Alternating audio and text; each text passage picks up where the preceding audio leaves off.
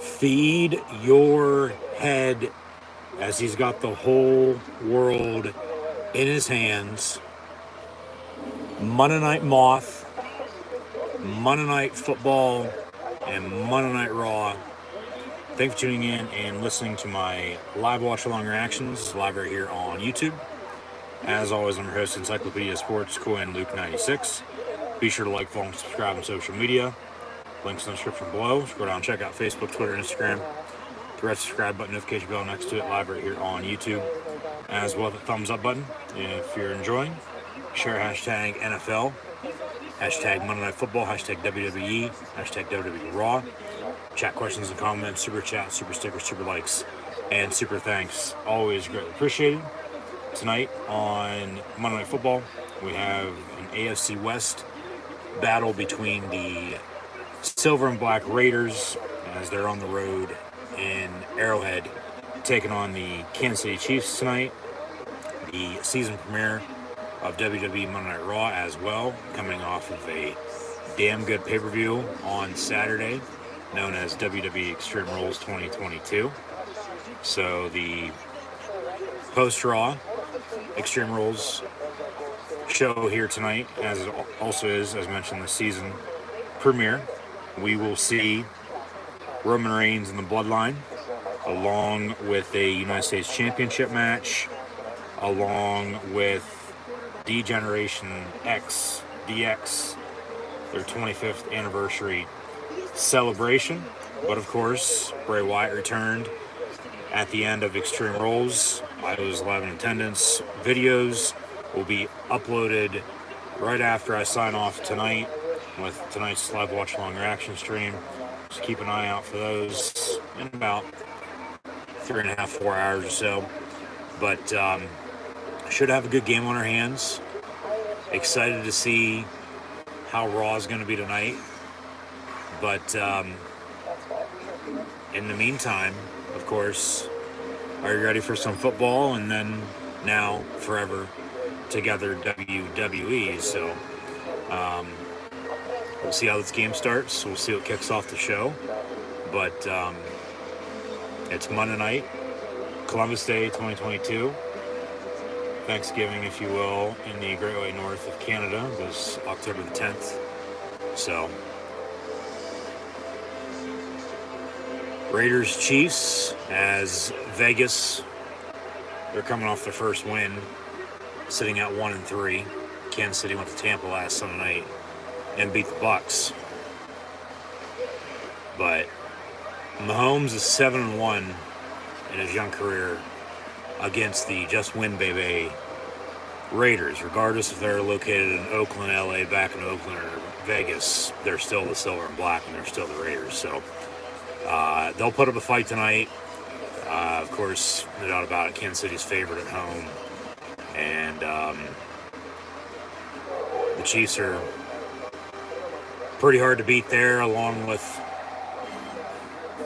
in prime time. So Raw kicks off. We're backstage in Gorilla with Shawn Michaels.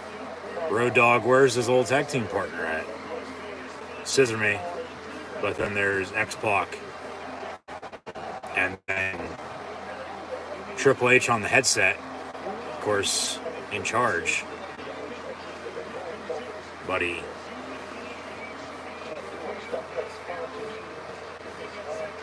Triple H saying we can't do what we normally do. You know, we got sponsors and I'm in charge and this is how it's going to go.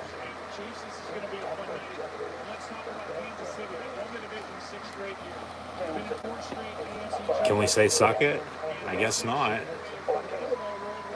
And then X-Pac, I think this was pre-recorded. They just bleeped what he said along with Shawn Michaels, of course, runs NXT. Road Dogg back in the company. This would be a fun show. You better fucking enjoy it there, Triple H. Now you're feeling it. Let's go. As Joe Buck and Troy Aikman get us ready for tonight's game as they go to the desk, and there's 4 chickens. They're the dog toys. Of course, Cock. No fighting, he says. God damn it, he says. No fighting, but then, you know, cockfighting. But then, you know, that was a good start to the show. SmackDown was pretty damn good on Friday night, I thought. Extreme Rules from start to finish was also good. We'll see how Raw is tonight. Of course, that kicked off the show, but in ring, as that was backstage in Gorilla, and we'll recap Extreme Rules in a minute as well. See, following the opening pyro, as we got a new announce team as well. It'll be Kevin, Dan, Patrick, along with Corey Graves on Raw, Vic Joseph and Booker T on NXT, and Michael Cole and Bad News Wade Barrett on SmackDown, with Pat McAfee currently on hiatus from the company on ESPN College Game Day. As, yeah, they're in NYC and Brooklyn at the Barclays Center, home of the Nets, as basketball season begins in about a week or so. The hockey season begins this week.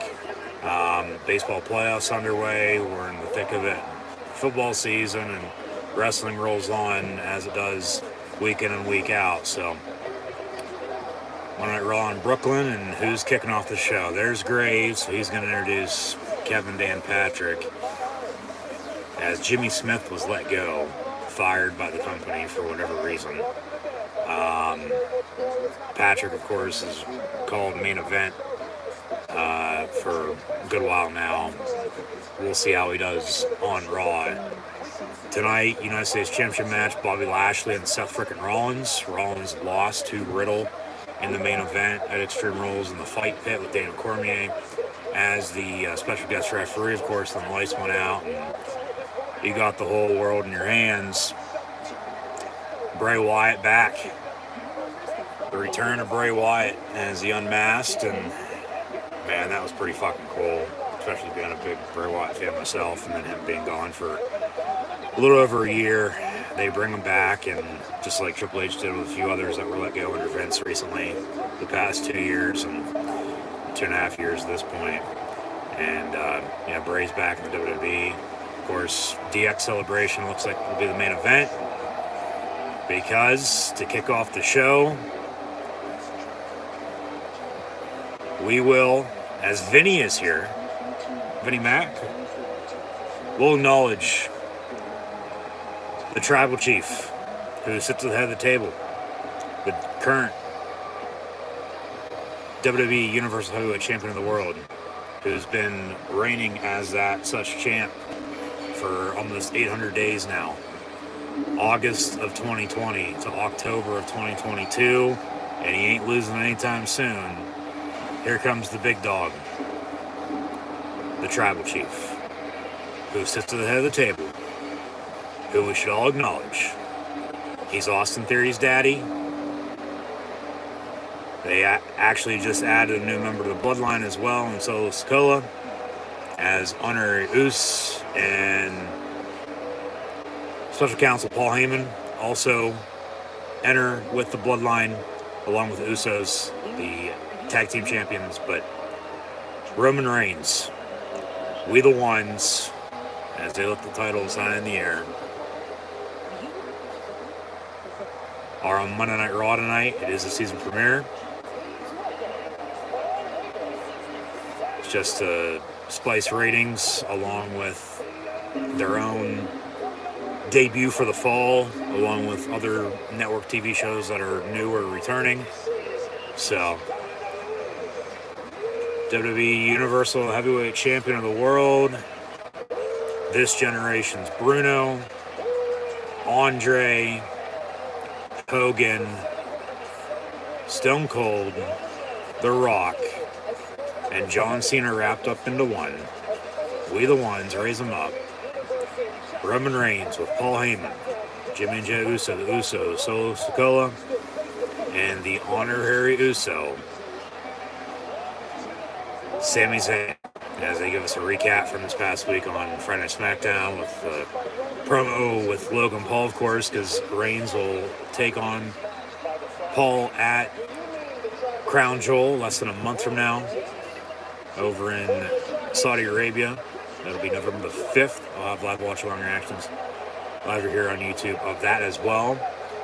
We'll see specific details for that very day, and we'll update info on that later on when we do in fact find out if I'll be in fact watching it live or watching on a delay and then streaming. So just be sure to subscribe.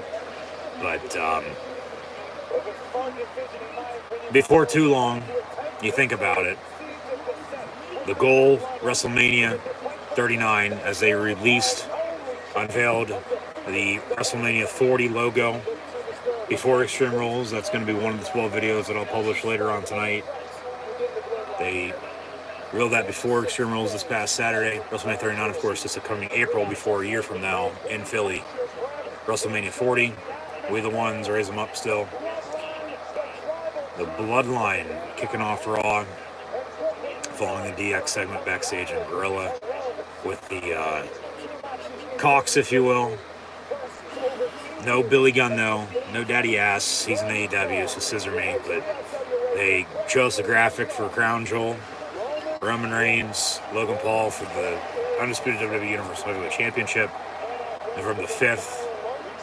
It'll probably start at 12 noon Eastern time, or 1 or 2, middle of the afternoon. And it's trending. It's hashtag WWE Raw, so be sure to use the hashtag and share on social media. Jimmy Uso has his hair braided up tonight, as Jay, of course, has been sort of feuding with the honorary Uso himself. Solo joins. Heyman's still there. Made his return recently. But Reigns, of course, is still the undisputed champion. But the ultimate goal, come WrestleMania, of course, is Dwayne "The Rock" Johnson, you have to think still. You know, we've been saying this for how long now? And we're finally going to get there. But in the meantime, he's got Logan Paul next month. They'll have the Bloodline at Survivor Series, probably in a War Games match, you'd have to think. There's no December pay-per-view, but then you got day one in the Royal Rumble. Sami Zayn's going to get a title shot at some point in time, just a matter of when. And then maybe another match before Rock returns, and then you get Reigns and Rock on the road to WrestleMania before their match at the show of shows. So Monday Night Raw, Brooklyn, acknowledge me. As we're about to kick off on Monday Night Raw, or Monday Night Football, excuse me, as Raw is underway, 10 minutes or so in, and we will acknowledge the big dog, Roman Reigns. We the ones. Is Logan Paul coming out, or are they just going to talk, or what's the deal?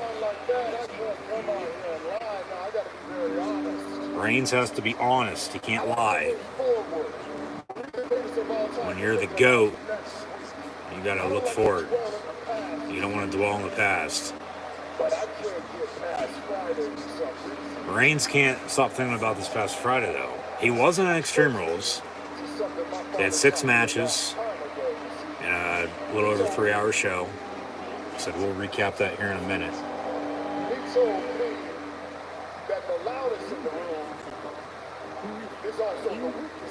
Yeah, the loudest is the weakest.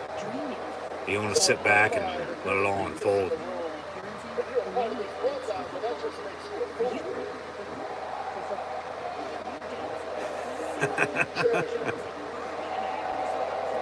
Sammy got all like, what the hell? And then Reigns and Jey Uso now face to face as Reigns asks him, "Are you the fool?" He's gonna say no. Sammy is probably.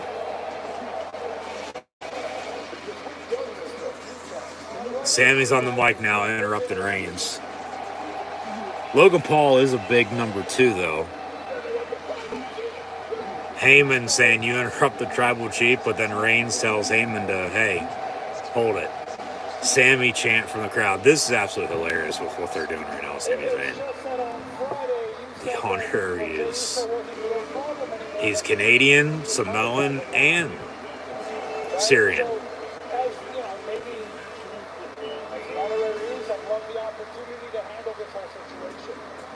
Maybe as the honorary use. Can I handle it? Reigns will probably say yeah.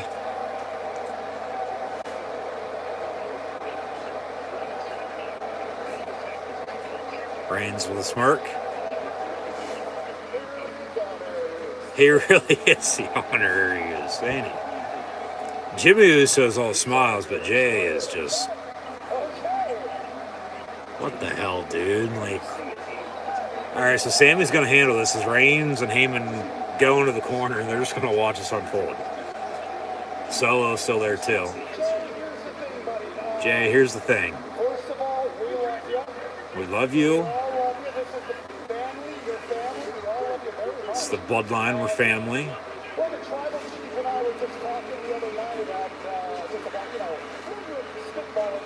Reigns and Sammy recently spoke.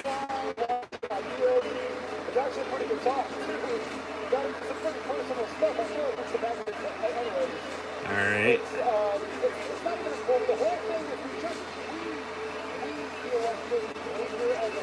Behavior as of late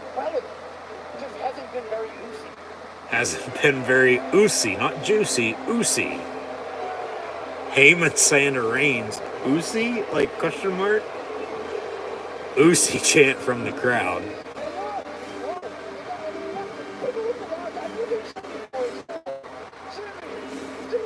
Jimmy Uso.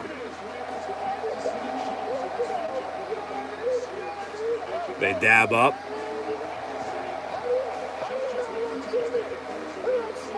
They might be turning on Sammy tonight. But I think that'd be stupid. I think they'd be pulling the trigger a little too early. Solo gets a big pop. Sammy talking about him.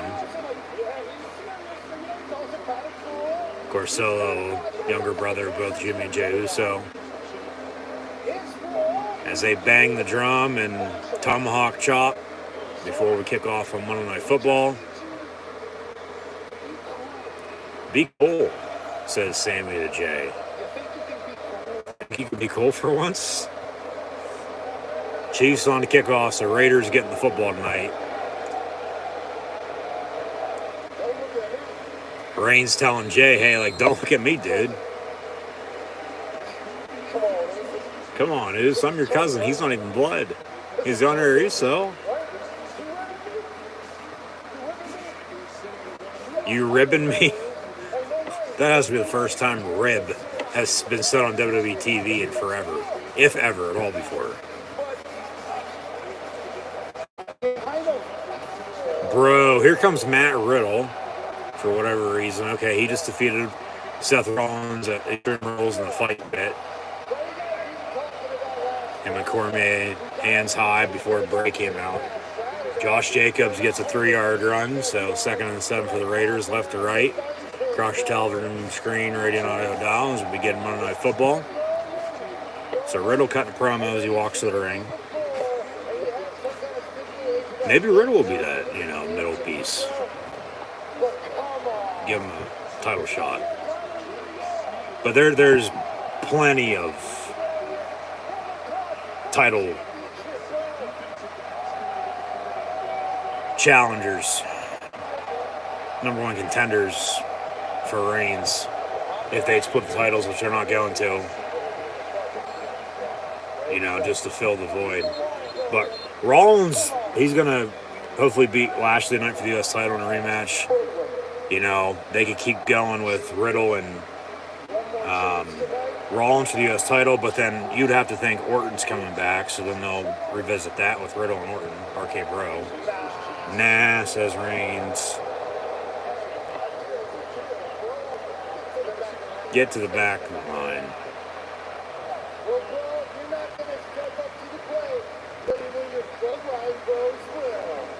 Maybe one of your bloodline bros will step up to the plate if it ain't me. You have to think Sammy, because it ain't going to be fucking Solo. Sammy chant from the crowd. They're going to do that eventually. It's just a matter of when.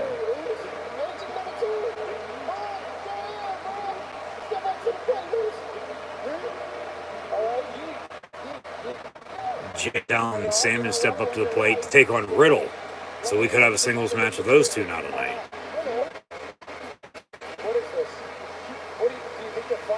You think you're funny? Yee. Where's Kanye at?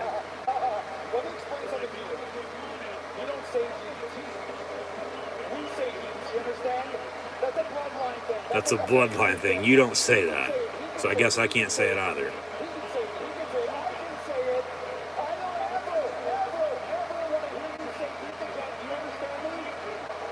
And the crowd's going to chant it.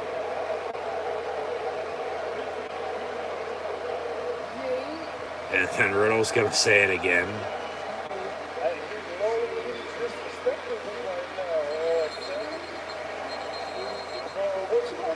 What you going to do, says Jay. I'm going to step up.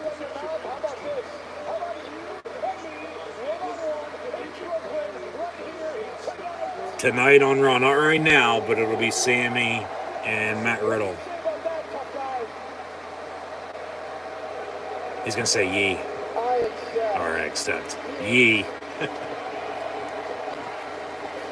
Alright, so we got a singles match with Sami Zayn and Matt Riddle still to come. Of course, they advertised the U.S. title match. Have a feud ongoing with Johnny Gargano and Austin Theory as well. Won't be for the Money in the Bank briefcase, but we'll have a singles match tonight. We'll see, coming off of Extreme Rules. Actually, that match, shit. Gargano and Theory up next as they take a lunch break. So, we'll see how Monday Night Raw unfolds. And we'll get, mute and unmute over the next few hours for that. Of course, main focus, Monday Night Football. So, Raiders go 3 and out. They punt. Chiefs get the ball 1st and 10 out the 21-yard line. Handoff, Clyde Edwards-Helaire. But at Extreme Rules, you had the WrestleMania 40 logo unveiled beforehand, along with a 6-man tag, a Donnybrook match with the Brawling Brutes and Imperium. Ronda Rousey becoming the new SmackDown Women's Champion, defeating Liv Morgan.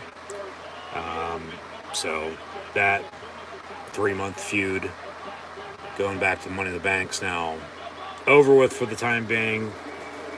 We'll see who Charlotte's first challenger is going to be. You know, maybe Shayna Baszler, maybe Charlotte returns. But then you had Karrion Kross defeat Drew McIntyre in a strap match. You had Bianca retain her Raw Women's Title ladder match against Bayley as well. Edge told Finn Balor to go to hell, but then Finn picked up the win. Crowd really wasn't that happy about it, but Judgment Day, they stood tall. Over the Radar Superstar and his wife, Beth Phoenix, also got involved, along with Rey Mysterio, who came out and then helped out Edge for a little bit before he got beat up by his own son and Dominic. But then the main event, of course, was the Fight Pit with Daniel Cormier as a special guest ref, Matt Riddle defeating Seth Rollins before the lights went out, and He's Got the Whole World in His Hands music started to play. You had the Firefly Funhouse dolls come to life. They were spread out through the crowd. And then live in person, okay, the spotlight was shown, but even then, at least for myself, really didn't know what was going on, because it looked like, and you'll see in the video that I'll put up, I kept it for the most part on the entrance the whole entire time, but there's, you know, video from the screen up top with them panning. I don't know how it looked on the WWE or Peacock on the actual pay-per-view, because I didn't watch it because I was there. Like I said, I'll upload those videos, but you know, okay, Bray's coming out, or if he's under the ring, he's gonna, you know, come up from underneath that, rise from the ashes, if you will. You know, they had the Rabbit, the Buzzard, the Witch, along with the Pig, and then it looked like a head, and then the Fiend. But then, in the meantime, as shit was getting set up at the entrance before it kicked the door in, and then I saw somebody was comparing the light, not the lantern, but the light before it went out, and then he walked out with the lantern. Because there was a few big pops in this less than 10-minute span in the meantime, too, I might add. And rightfully so. No doubt about it, it was the best part of the show. I think that's what has had everyone talking coming into tonight now, with his return to the company. But in the meantime, they should never fucking fired him to begin with, but they did. It is what it is. He's back, so here we are, move on.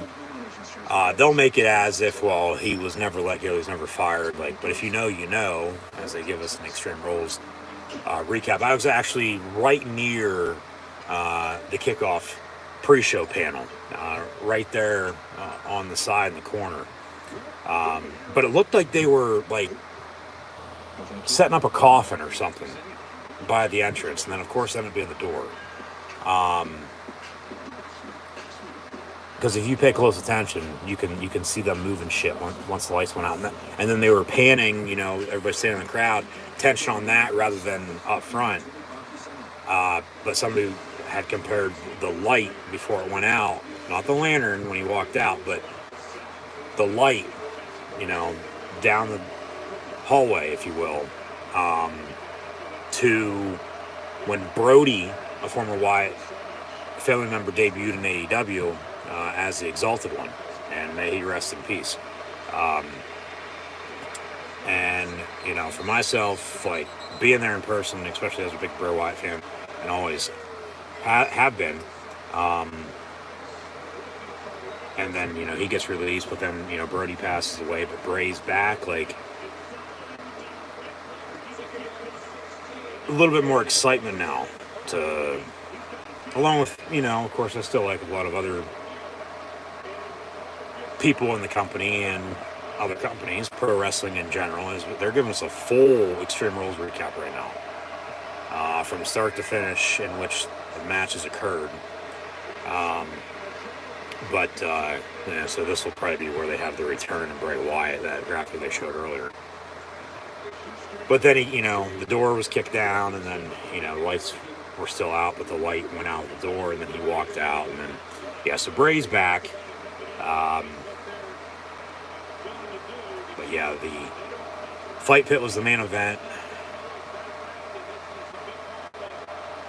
Daniel Cormier, cool seeing him in person as well. He got physical, no doubt about it. Put his hands on both Riddle and Rollins. They honestly really didn't do much, up top.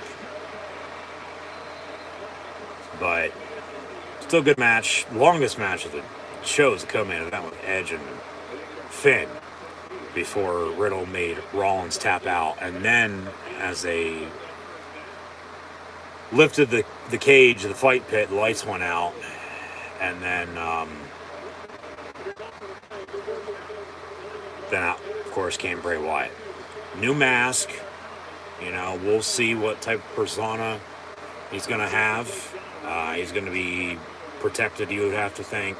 I'd hope so. He's going to be so over, as he already has been and still is. So they should never fire his ass, but they did. It is what it is. He's back now. As Theory walks out to the ring, taking selfies as he grows out his beard. And he is your Money in the Bank winner from this past year, still holding that briefcase, and he won't be cashed in unless he's going to cash in or lose anytime soon. Because they'll have, until July next year to do so. And, with Reigns going to be holding the titles until April, well, you still have a couple months then after the fact. And then you'll have some returns. They'll get back to full strength. There are 3 pay-per-views in now, Triple H in charge. WrestleMania and SummerSlam, and then the Rumble are the 3 biggest shows of the year. Money in the Bank, Survivor Series, your Big 5. But this past weekend, as Theory makes his entrance, here comes Johnny Gargano. I thought Extreme Rules was really Triple H's first, basic pay-per-view. Like, he had SummerSlam right off the bat, and then they do Clash of the Castle, which was overseas. And then, they do a press conference after the fact, which they never do. And then you have Extreme Rules. Okay, they'll be going back over, across the pond. There's Crown Jewel as the Raiders score midway through this opening quarter. The Fresno State connection, Derek Carr to his new wideout, the former Packer, and Devontae Adams for 58 yards for 6. So, touchdown Raiders. They lead at 6-0 on the road here tonight on Monday Night Football, 8:27 to play in the opening quarter, pending upcoming extra point. So, yeah, one-on-one, just a deep shot down the middle of the field, and right on the money, and he walked in from the 25-yard line. So, touchdown Raiders as we get the singles match underway with Theory and Gargano. Austin Theory, John Gargano, of course, 2 former members of The Way in NXT. And I'm surprised they didn't put this for the Money in the Bank, but I can guarantee you, Johnny Gargano is probably going to win this match. I wouldn't be surprised if Theory wins to piss the crowd off, but, Gargano came back in August, and he's up on the main roster for the first time ever. Under Triple H, of course, we knew what he would have been with Vince in charge, but he wasn't even with the company the past year or so. But of course, when he was a jobber, enhancement talent back in the day, they had him dress up as a fucking leprechaun. So, his wife, Candice LeRae, also came back recently to entice the women's division a little bit more. But singles match underway with Austin Theory and Johnny Gargano. So, we'll see how this goes. Who picks up the win, and then see what else happens tonight on Raw. We know, the Matt Riddle Sami Zayn match now, along with the U.S. title match, the DX main event for their 25th anniversary celebration. But talking about, Extreme Rules, and then, coming into tonight, we also had a backstage segment with The Miz, along with Dexter Lumis. They got Gritty, the Philadelphia Flyer mascot, involved in that. But talked about Reigns there a little bit ago. He was not on the show, did not defend the title. Crown Jewel, honestly, unless they haven't defended it at Survivor Series, which I doubt they will, because they have War Games. I think they'd have the Bloodline involved in that one way or another. Might be the last time he defends the title this year. And then you get into the new year, and then, on the road to WrestleMania. Like I said, though, Sammy's going to get a title shot, you'd have to think. Maybe somebody else, but then it's going to be him and The Rock. So, and then you go from there. But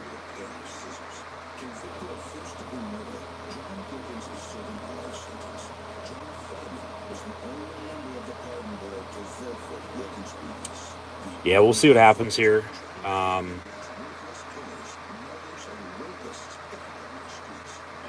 So that's a little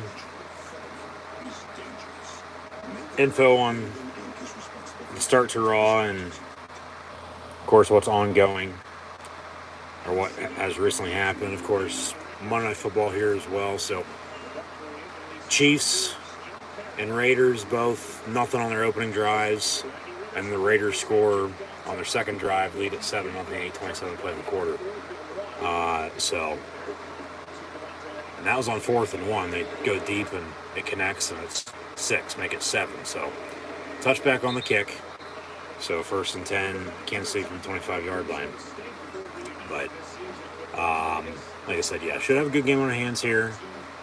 We're gonna settle in to watching both of these.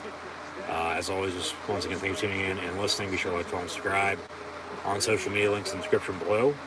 And we'll see how Raw goes. We'll see if Bray's even going to be on the show or not.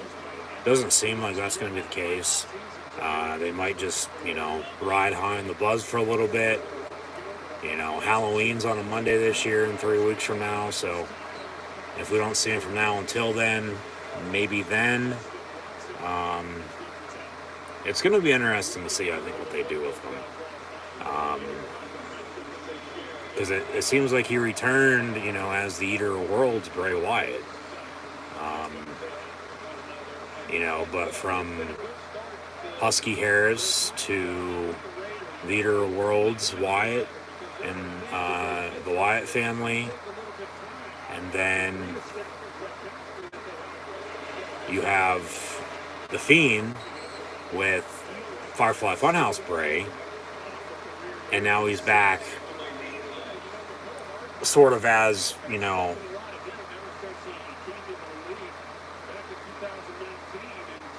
the White Rabbit, even though, no doubt about it, come to fruition, that's what all the teases were about.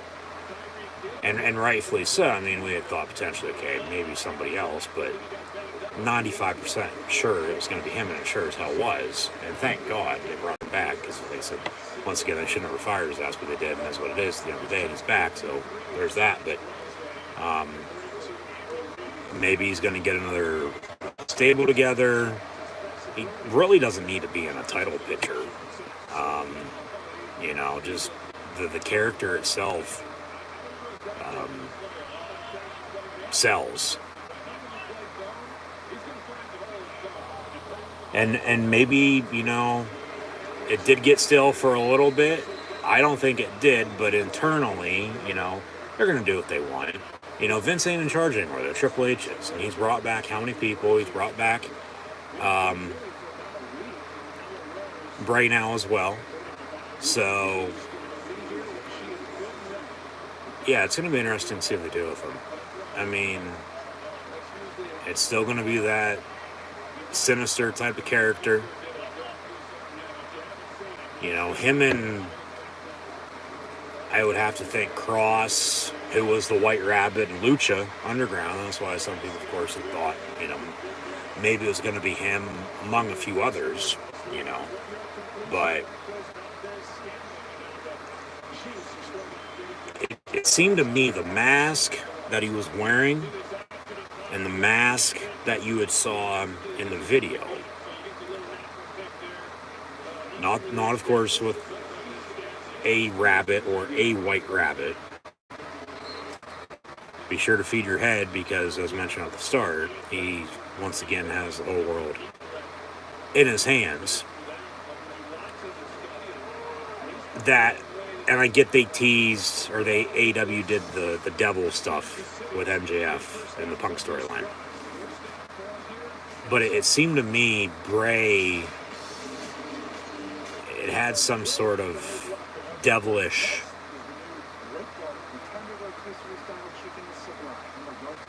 thing to it.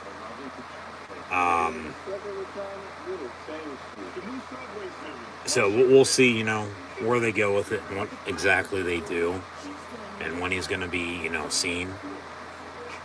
Because he didn't get physical. He just walked out. There were some people that were like, what the hell, when they, hit the house music. And Mike Rome got on the mic and said, thanks for coming, good night, see you next time, one of those. But honestly, what the hell do you think he's going to do?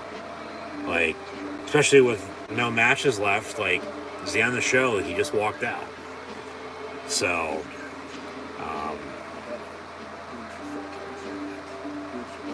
they'll get it right, no doubt about it. And I think they'll do more and then even deeper storytelling with him than they've ever done before. But they'll, bounce it off of and go back into history books with what they've already done, with them, if that makes sense.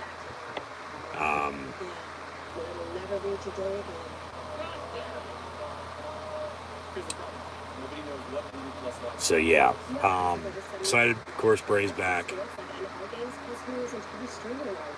In his most recent run, right there at the end, is Gargano is going to beat Theory 1, 2, 3 after a DDT over the top rope. So Gargano with the win, as expected. Still 7-0 Raiders here. Hashtag WWE Raw. Show some replays. But, yeah, super kick, and then on the ring apron after a suicide dive into DDT on the floor, and then on top for a DDT in the ring, cover 1, 2, 3. Bray, with COVID and everything, like the last time I saw him before Saturday night in person was March of 2020. The final SmackDown with fans. He wrestled a dark match against Dan O'Brien. That full match video is right here on the YouTube channel as well, so be sure to check that out. Because the Elimination Chamber, which I was at, was 2 days later as well. At least this past pay-per-view made up for the first one I ever attended, right before COVID hit. And then everything was, shut down. They were doing the Thunderdome shit for a year and a half before they got back out on the road, but a week after they got back on the road, they fired him. They let him go. Wished him, the best of luck in his future endeavors, and cited what they always cite for release of whoever. Typical business.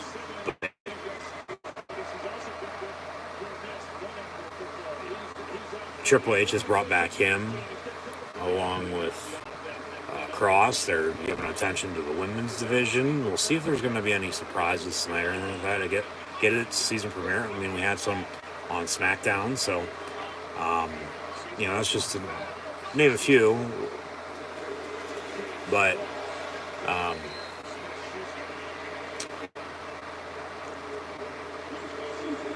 yeah, with what I was saying there, that it just, pretty fucking cool.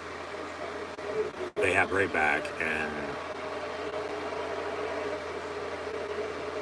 it's about 15 months, give or take. So now he's back on the very weekend. Him and Rollins had a Hell in a Cell match 3 years ago as well. And then, he ended up losing the Universal title to to Goldberg. Of course, that got us to the Reigns situation that's been ongoing, because when Reigns came back at SummerSlam a week later, he defeated Braun Strowman, who's also back, along with defeating Bray Wyatt to become Universal Champion, and he's held title ever since. And then, of course, they merged them, unified them at WrestleMania this past year with him and Lesnar. You could see Brock potentially coming back soon as well. Only time to tell, but no, overall, as I was saying, just excited to see what they're going to do with Bray. So leave it at that for what it's worth, but just glad he's back. Yeah, don't want to beat a dead horse by any means, but just like I said, happy he's back. Excited to see what they do with him. So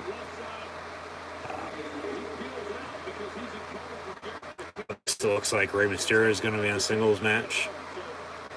So we'll see if Dominic gets involved one way or another. But commercial break on Raw.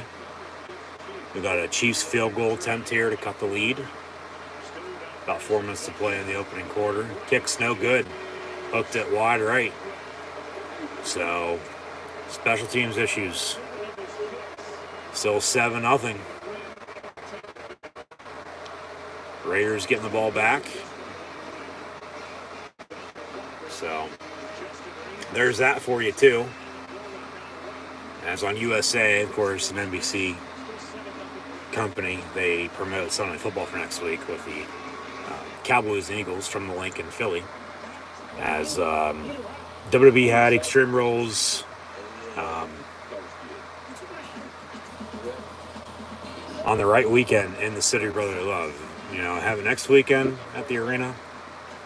You got the Eagles at home on Sunday night. You're going to have the Phillies at home all weekend, the baseball playoffs. And then you got Premier League Soccer also in town. Along with, I'm sure,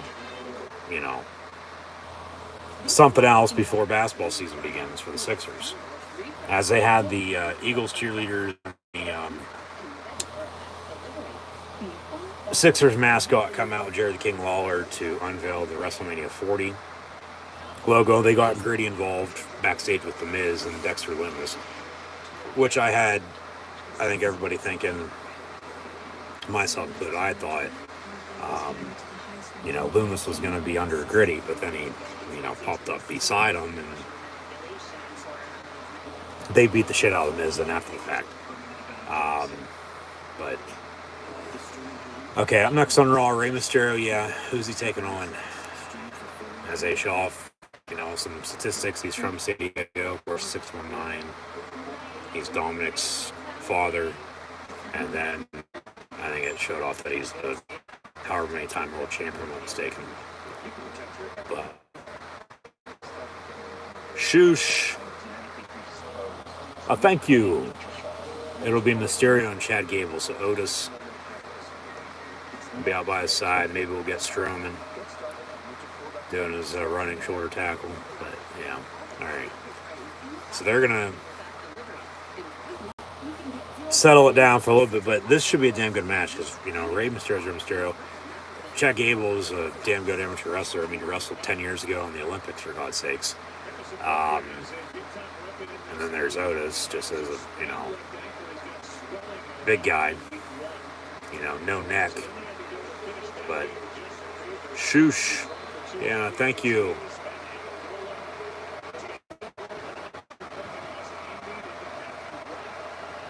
As they show off the crowd, Raw will continue. About a 5-yard run for the Raiders there, set down, but of course, with it being Monday Night Football, Monday Night Raw, so we'll see how Raw goes here. They're in Brooklyn, so crowd's going to be hot. But I think Dominic's going to probably come out because they started that with him and Ray recently, of course, after he joined the Judgment Day, but then continued it on Saturday during the Edge Finn match. That was I Quit. And They fought through the crowd. Actually, it came right by us. So some good content on that. And then, of course, with the hockey stick and the submission on the kickoff pre-show panel on the desk before they then went the other way. But yeah, had a vertical suplex. If you watch the show, you know what happened, of course. But just seeing that right in front of me, vertical suplex on the floor, on the concrete floor, that had to hurt. I think you can even see the one usher that told one of the fans that was nearby to fuck off, said fuck him after he was, seemed like high off his ass. All right, whatever, but was being a pain in his ass with, hey, like, can you help me find my seat? And then he told him, and he, still couldn't find his seat for whatever fucking reason. So I think that was him that said, you can see in the video that, like, yeah, that had to hurt. But as this match continues, got a first down for the Raiders. They'll fake an end-around handoff. Jacobs going to get almost enough for a first down, but it'll be second and short. But with it, yes, being Monday, it's Monday, you know what that means. Have the return of Bray Wyatt, Extreme Rules on Saturday. But Monday Football, Monday Raw, as here comes the Judgment Day. So Dominic is in fact coming out alongside Rhea Ripley. Storyline-wise, I mean, they'd really want to get people talking more, even though people have already talked about it. Because Dom does look a lot like Eddie Guerrero. And him turn on his dad, then they should have Dominic change his last name, storyline-wise for the time being. As they fade to black and go to commercial break. To Dominic Guerrero, rather than Dominic Mysterio. Just to piss right off. But they're going to feud. They're going to have a singles match. Maybe a Crown Jewel. Maybe have a Survivor Series. Maybe build to WrestleMania with it. If you want to do some more tag matches in the meantime. But, yeah, commercial break. We'll see where they go with this.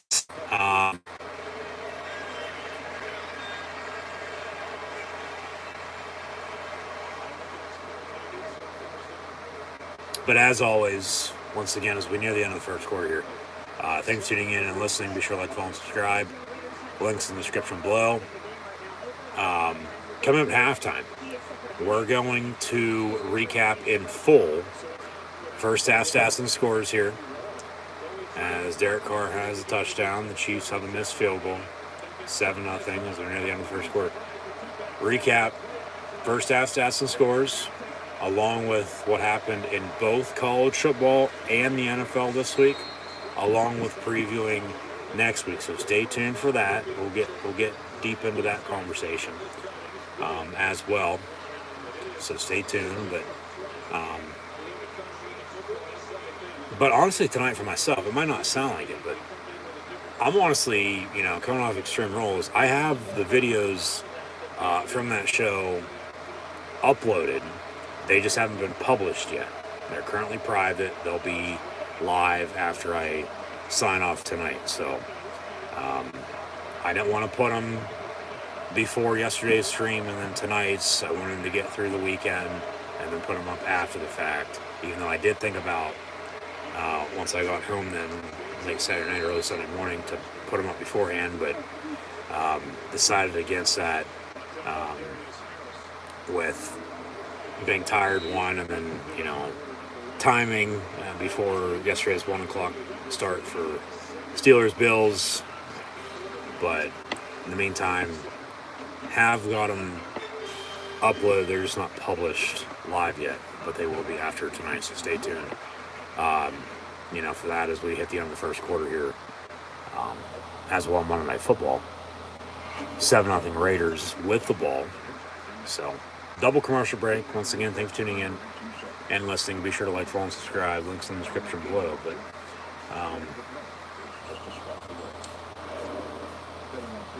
yeah, what the hell was I even saying? Shit. Basically I was going to say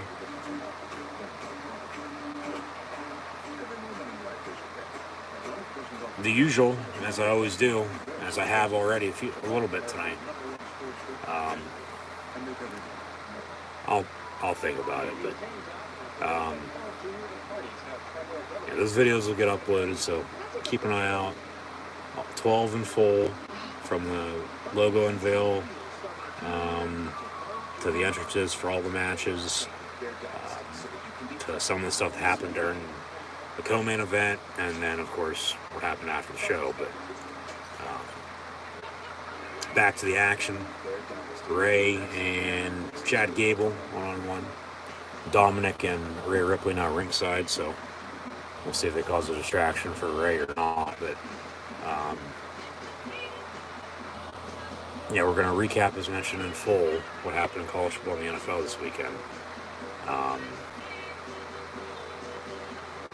And then also preview for next week, which next week in both college football and NFL, Saturday and Sunday, I mean, we have a ton of top 25 games, got a good slate from, 1 to 8 on next Sunday for the NFL. It'll be college football week 6 and NFL week 5.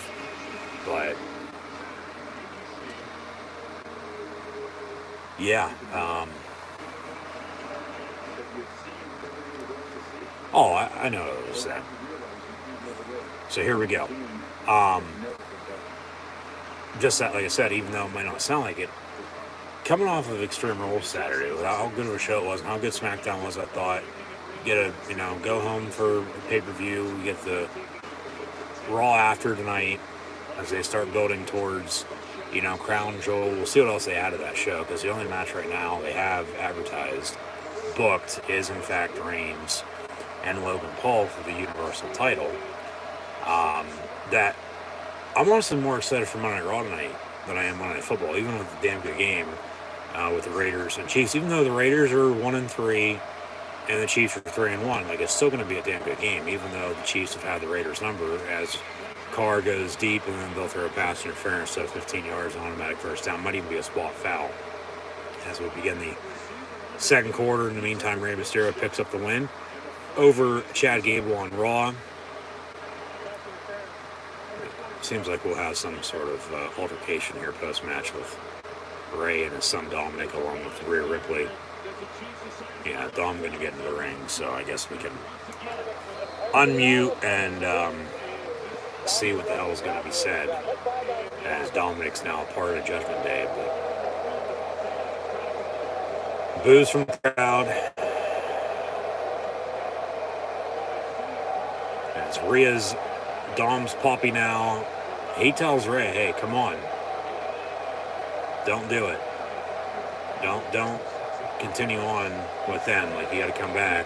Rhea's standing on the ring apron, though, as Ray wants to exit, waves to him. So he's in between Dominic and Rhea.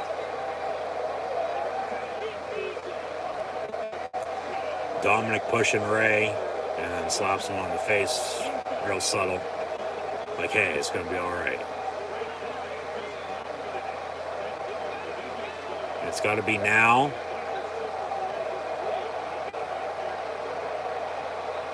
Ray puts his hands behind his back, and then Dominic slaps him across the face.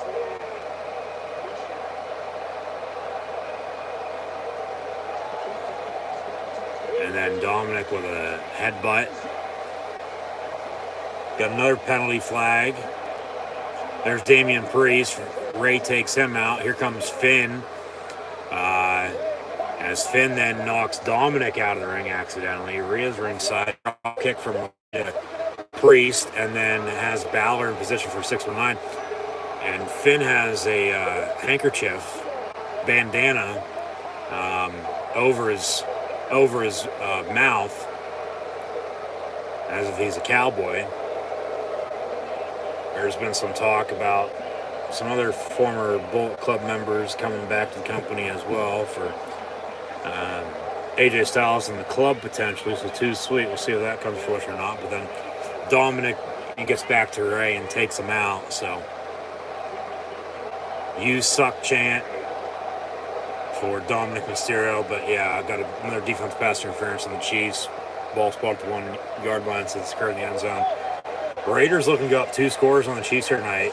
that's another flag. That's a defensive hold. No penalty. But they've already thrown two. They probably don't want to throw a third there because they don't want, people complaining even more.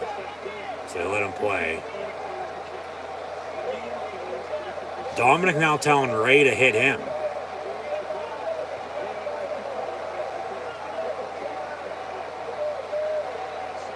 Ray saying, no, I can't.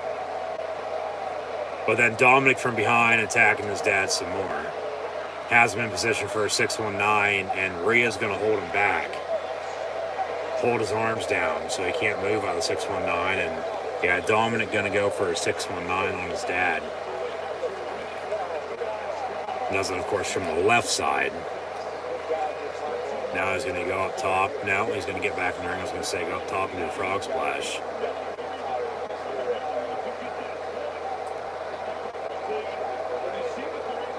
So Dominic has fully now turned on his dad, and rightfully so. And they fade to black and go another commercial break. So there's that. We'll put the mute back on. We'll see what's next. In the meantime, the Raiders score another touchdown. So 13-0, make it 14-0 at Kansas City tonight with 14 minutes on the clock to play in the first half. So 60-yard passing touchdown, 1-yard rushing touchdown. Devontae Adams and Josh Jacobs have the scores. And the Raiders lead it 14-0 at Kansas City tonight on Monday Night Football. So I'm sure there's going to be some people saying they're surprised right now. Myself included to an extent. I mean, the Raiders hiring Josh McDaniels. All right, that is what it is too. They, of course, force Gruden, the league did to step down this time last year. Rich Bisaccia is the interim. I thought they, should have gave him the full-time job. They didn't. He's new special teams coordinator in Green Bay now with the Packers. They lost the Giants yesterday in London by 27-22. Hired Josh McDaniels, who most recently has been the offense coordinator, longtime assistant in New England under Bill Belichick, but he was in a head coaching league about a decade or so ago with Tim Tebow as his quarterback out in Denver with the Broncos, and that didn't work out. And normally, those second opportunities for NFL head coaches, let alone getting them, they don't work out either.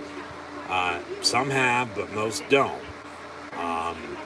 And Josh McDaniels off to an 0-3 start, and then he beats his former team in the Broncos to win his first game as a Raider head coach last week. So they're 1-3, and the Chiefs are coming off a big win too, I might add.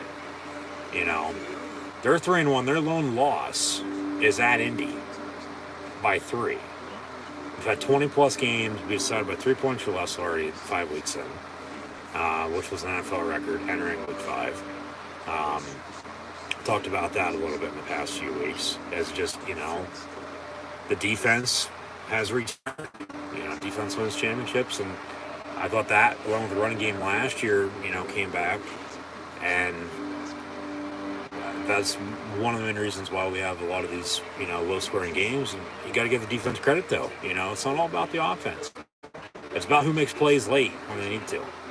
It's about who makes most plays, to win to begin with, because that's the name of the game. That's all anybody ever remembers if you won or lost. But with that being said, the Raiders are up 14-0.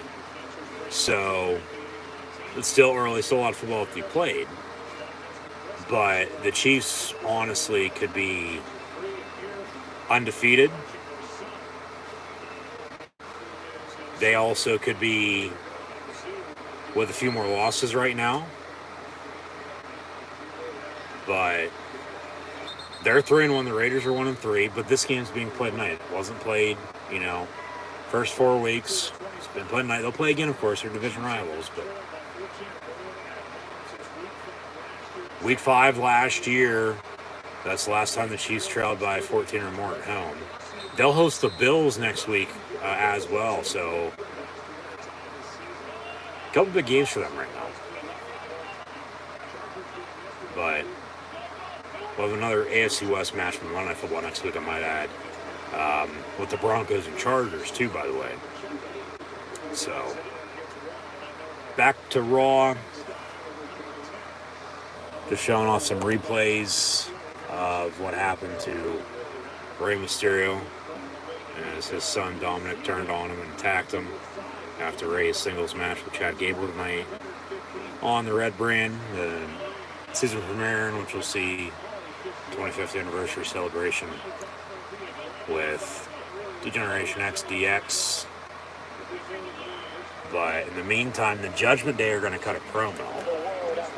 So they're in the middle of the ring. They all got mics in their hands, so we'll see what they have to say. We'll see if we get Edge, Finn with his new mask.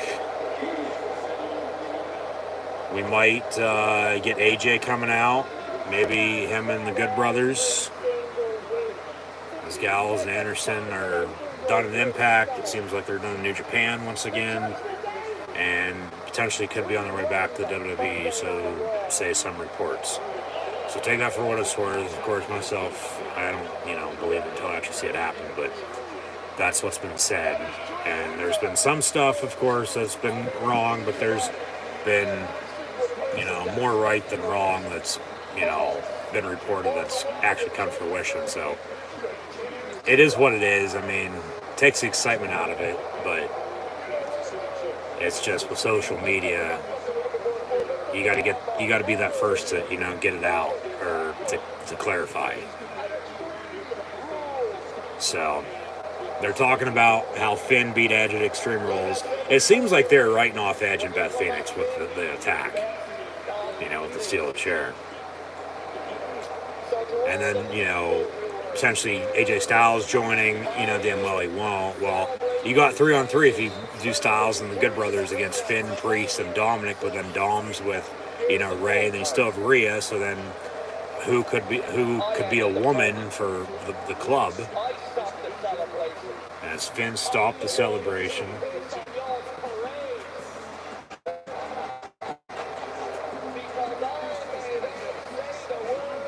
I quit.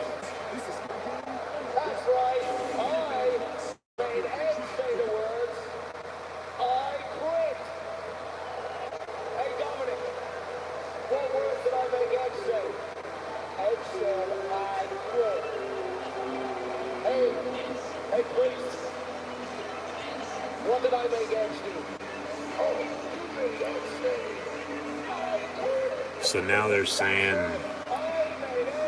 just rubbing it in that Finn made Edge quit, making him say I quit. Finn is too legit to quit.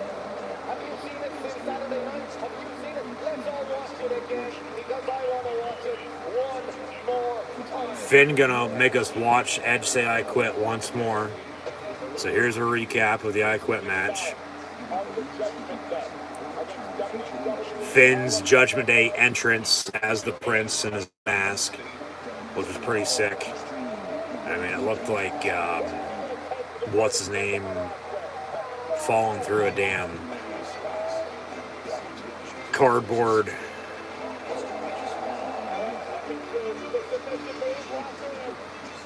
wall that's on Botchamania. Fill me in the comments. I'm drawing a blank on the name. But the mask was like that, but it was all black.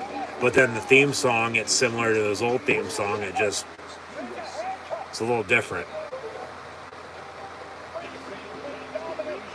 Yeah, so Edge was all by himself, but then Beth Phoenix got involved.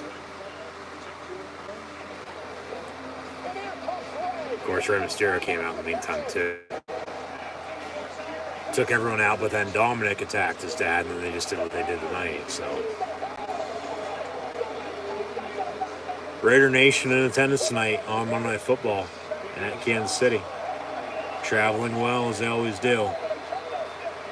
They're all over the place to begin with, just like Steeler fans and Cowboy fans.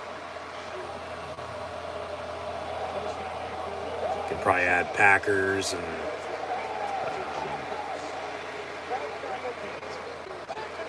Patriots at this point.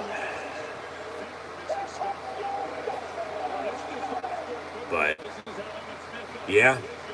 Talk about old school football, run it and play good defense, and that's what the Raiders are doing tonight.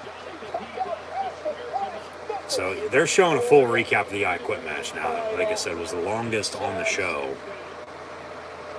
Seemed like the main event was only about 12, 15 minutes long, if I'd have to say. You know, just being there in person is what it seemed like.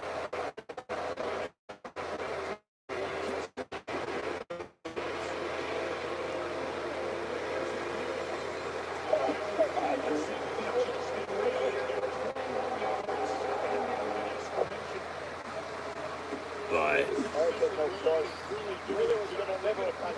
yeah, Edge told him to go to hell, but then he said, I quit. People were making fun of all the moans both Finn and Edge were also doing during the match. But he told him to go to hell, and then they hit Beth with a steel chair, and then he said, I quit, and then Finn picks up the win. So there's your recap. They're still in the ring cutting promo. What's going to happen next is the question.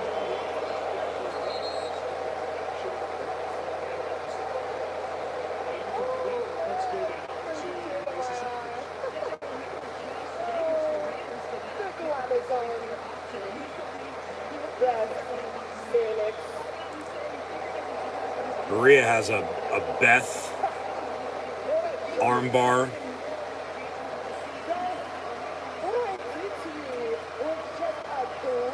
What I did to you is just a glimpse of what she's capable of doing.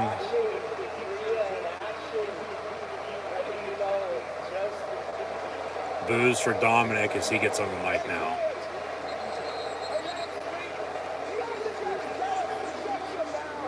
Just jealous, so shut the hell up.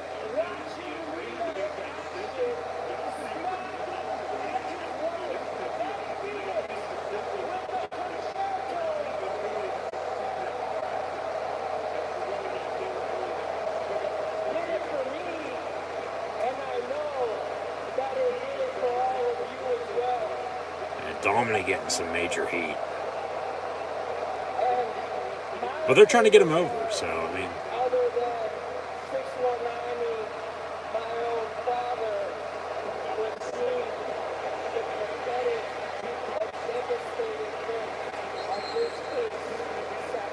All right.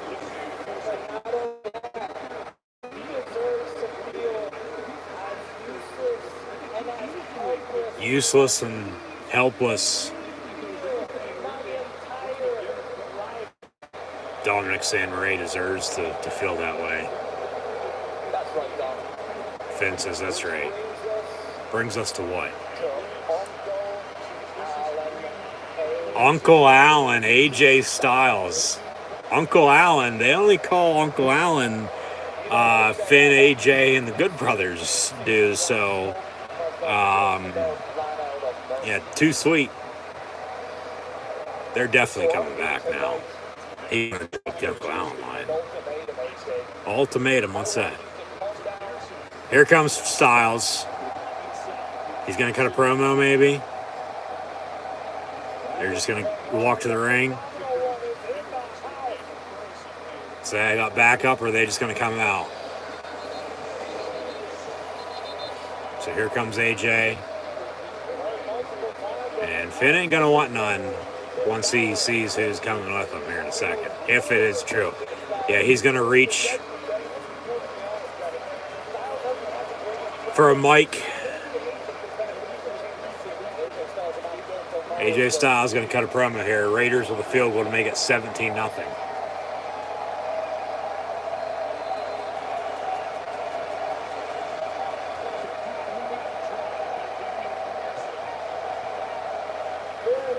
AJ says, Finn,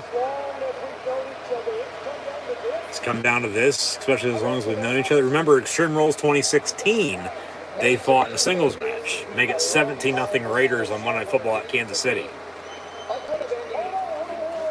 Hold on, says AJ, as he's in the ring now. Not out. And there comes a time when a man's life when he needs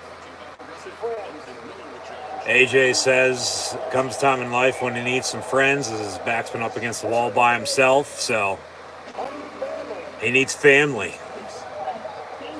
And Finn's like, yeah, us. From Japan to WWE, I got my brothers. As AJ gets down on one knee and bows to Finn Balor, bows to the Prince. And then he shakes his hand.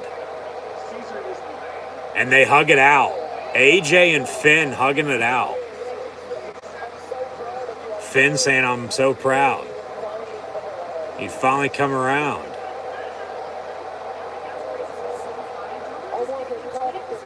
AJ saying, I wasn't talking about you. Oh, shit. Here comes Gallows and Anderson. The Good Brothers are back in the WWE.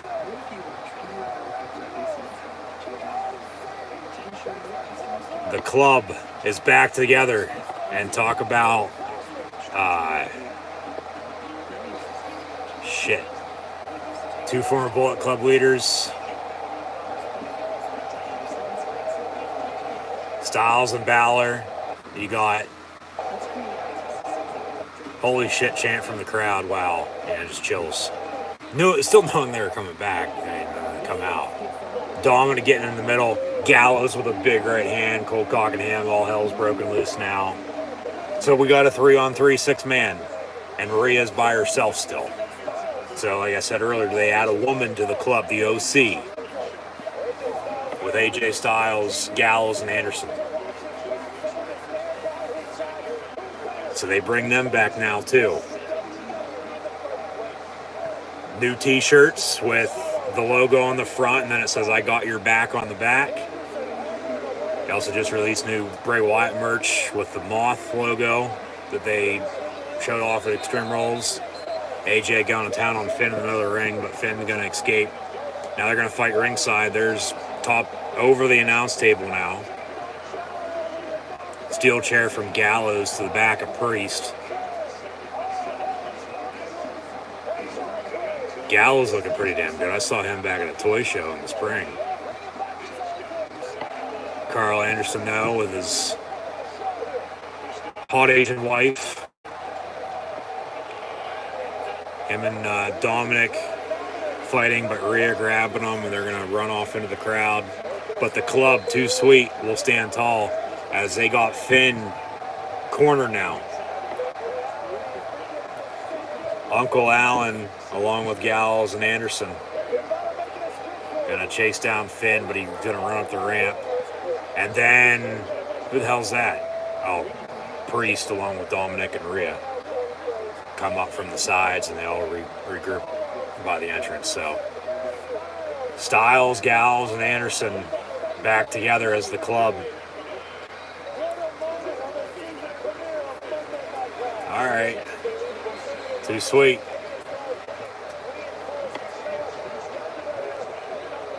They keep going back to a weird camera angle for whatever reason. Now we go to commentary. But now we're going to get Bayley with an interview with Byron Saxton. She lost to Bianca. We'll see what she has to say here. But take control of the women's division, of course, damage control. You have Dakota and Io as your women's tag team champs. So good to see Gallows and Anderson back. I mean, they were let go in April 2020 after WrestleMania 36. And then, in the first wave of releases over the past 2.5 years, for in quotes, budget cuts, as I was referring to earlier, like my ass. And now Triple H is bolstering the roster in his way, in his eyes. And It's gotten good. It's gotten better over the past 3 months and only going to get better, hopefully. Mad Max with a sack on Patrick Mahomes. 8.5 to play in the first half. It's 17-0 Raiders. But the Raiders are better than you think they are. They're 1-3. Slow start, but they'll still be okay with Josh McDaniels. But I just didn't like the hire, and I still don't. But it's to the point of prove me wrong. But next on Raw, we're going to get a women's singles match. They advertise Candice LeRae and Bayley one-on-one, so that should be pretty good. Also still to come, though, for what they've announced, Matt Riddle, Sami Zayn, along with the U.S. title match with Lashley and Rollins, which you have to think is coming up sometime soon. And then the DX celebration.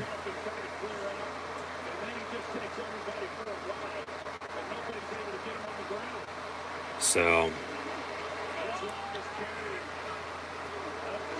Raw's been pretty good from the start. And good to see the Good Brothers back.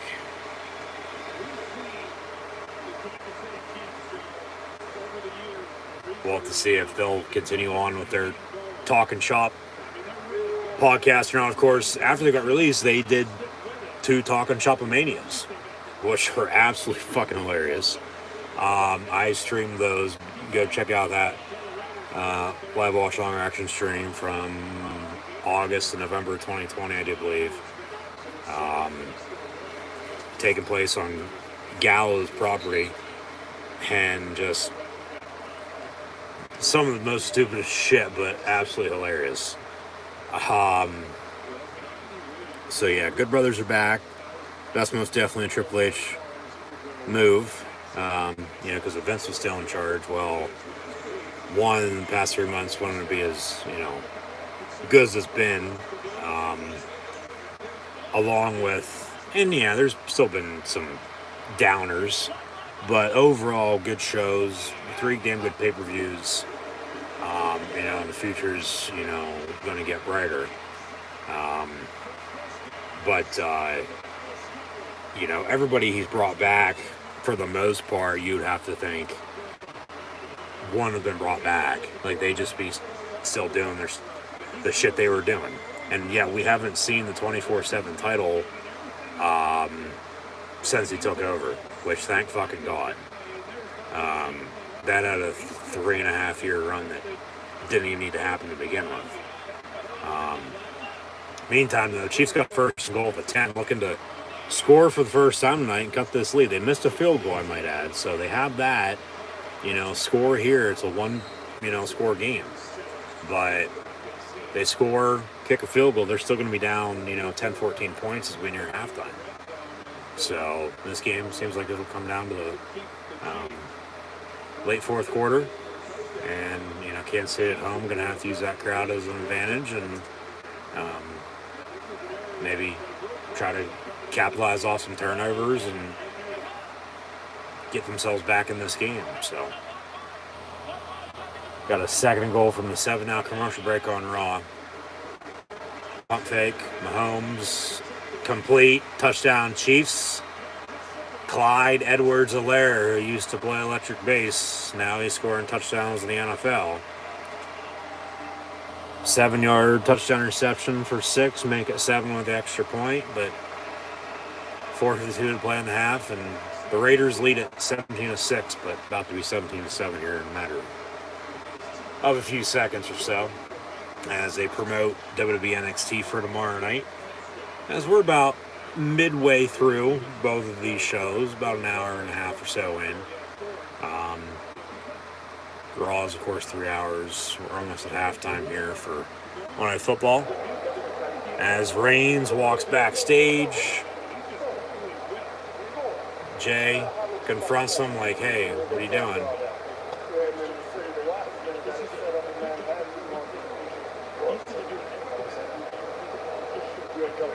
You ain't coming, though. You're not invited.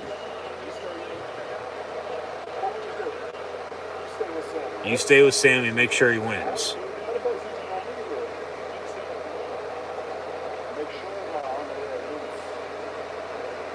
Yeah, make sure my honorary Uso wins tonight. So we'll see about Jey Uso. He's going to have to let bygones be bygones and make sure Sami Zayn wins.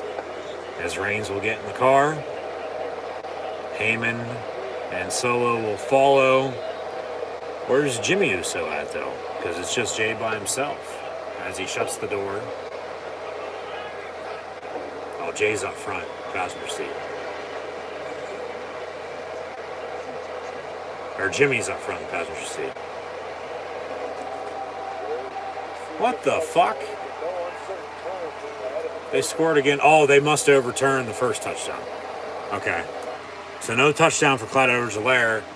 And then Mahomes finds Kelsey for a yard touchdown. So 17-6. Here comes the extra point now. So they obviously overturned that. Here comes Bayley, though. She's in singles action. You can tell she's pissed off.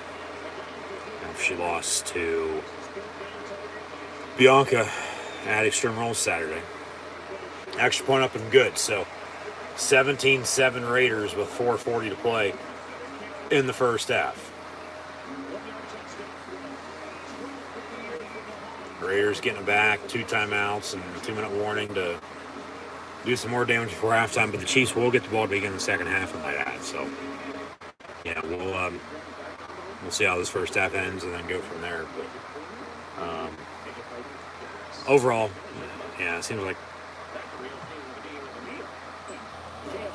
as I said at the start, hopefully a good show, hopefully a good game. Been a good show thus far. You know, this game seems like it's going to get good here shortly. It's picking up some steam after, an early blowout. But, yeah, we'll take a break here, commercial break. Here comes Candice LeRae, Candice and Bayley on Raw. So this plays out. Update some stats in the meantime. Derek Carr is 8 of 11, 115 yards passing and a touchdown. Josh Jacobs has 9 carries, 55 yards rushing and a touchdown as well. Devontae Adams, that 58-yard touchdown reception for 1 catch, 58 yards and a score. Bolden, 2 Josh Jacobs also has 2 catches, 21 yards of the backfield. Renfro, 2 of 7. Johnson has a catch for 5 yards. Patrick Mahomes, 10 of 17, 79 yards and a score. He's been sacked twice, as Derek Carr has been sacked once. Jerick McKinnon has 3 carries, 41 yards rushing. Mahomes, 2 of 20. Clyde Edwards-Helaire only has 2 carries, 2 yards. So, both teams sort of have a running game, but the Raiders do more so than not against the Chiefs. Marquez Valdes-Scantling has 3 catches, 43 yards. Kelsey, 3 of 11, and a touchdown from a yard out. Watson has a catch for 10 yards. Mecole Hardman, 2 of 9. Clyde Edwards-Helaire has a catch for 6 yards. Touchdown, but then they overturned it, and they still score anyway. So, yeah, 17-7 your score with 4:40 to play in the first half. Raiders up 10, getting the ball back as Bayley and Candice begins on Raw. Of course, Joe Buck, Troy Aikman, Lisa Salters on the call for Monday Night Football.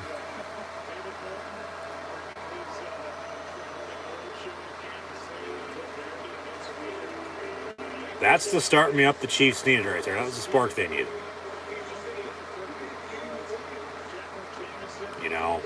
Down 17-0, could have had a field goal. They score. So could be a 7-point deficit, but they're still down 10. Raiders getting it back.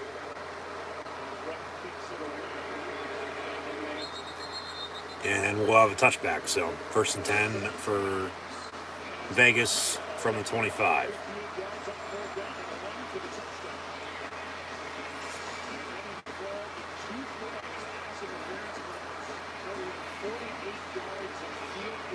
First and 10, commercial break on Raw in the meantime. Going to halftime as always.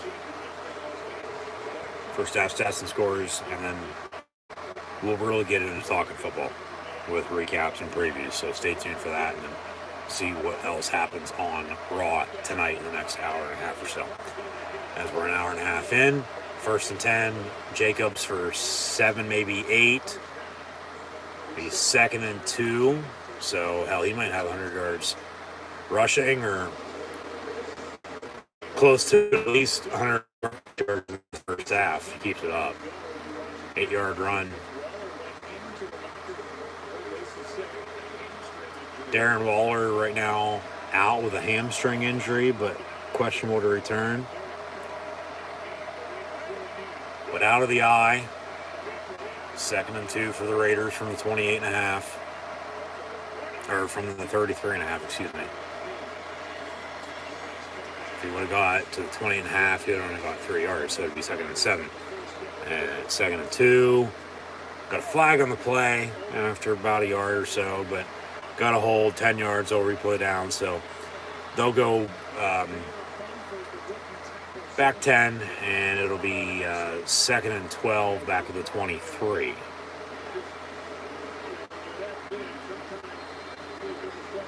Yeah, that's a good call. That's a clear-cut hole. Of course, that's what opened the hole there for Jacobs a little bit to cut back, and really didn't get anywhere anyway. So now make it 2nd and 12.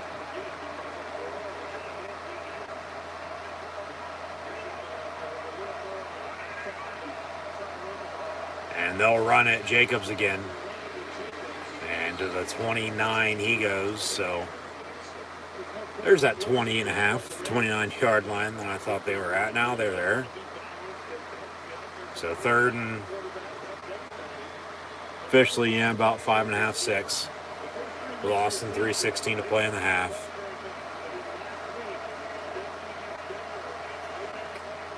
Big 3rd down for the Chief defense.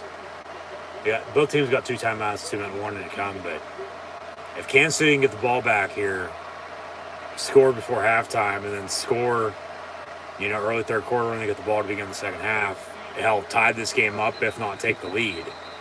Got a late whistle. We're going to have a timeout. Who called the timeout? Raiders. They'll have 1 left with 2:54 to play in this first half. 17-7 lead for them. I wouldn't mind taking a deep shot. I mean, you hit with Adams for a 58-yard touchdown. I mean, 3rd and 6, though, yeah, you're missing your tight end. I'd probably want to work something over the middle, work the sticks. Be a interesting play here with what the Raiders end up doing. But a big 3rd down, like I said, once again for the Chiefs defense here. So 3rd and 6 for the silver and black. Out of the gun. Got 4 receivers and back to his left. Out of the gun is Derek Carr, right to left. Gets a snap. Going to step up, tuck it and run, go. He dumps it off. It'll be caught, Devontae Adams, but then he drops it. Big hit. It's incomplete. They say a catch, but then that ball came out. Was he out of bounds by the time it got jarred loose? They say right now, catch, 1st down. 2:46. If I'm Kansas City, Andy Reid, he's standing right there. I'm throwing that challenge, and he's reaching in his pocket for the red challenge flag. They say fumble on the field that went out of bounds. That's a catch, and then a fumble, and the Raiders were last to touch it, so that'd be 1st down still. Yeah, that's a catch. And then fumble, and then he, was the last to touch before it went out of bounds, so that's Raider football. 1st and 10 to the 44. No challenge right now for Andy Reid, and yeah, I want it. Because you're not going to win it. You keep your 2 timeouts. You got the 2-minute warning. You still got to stop here. But you got to get a stop. I mean, I hope to force them to a field goal. Not give them another touchdown because then you're just playing catch-up. You're down 17 the whole night. So, didn't see the finish with Bailey and Candace. So, one of them won. I believe it was Candace because right now is Dakota and Io beat her up and then throw her back in the ring as they came running out as she was celebrating. Damage control now. Bailey, Dakota, and Io attacking Candice LeRae on Monday Night Raw.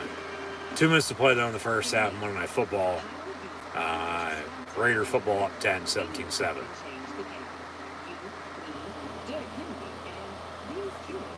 Here comes Bianca Belair.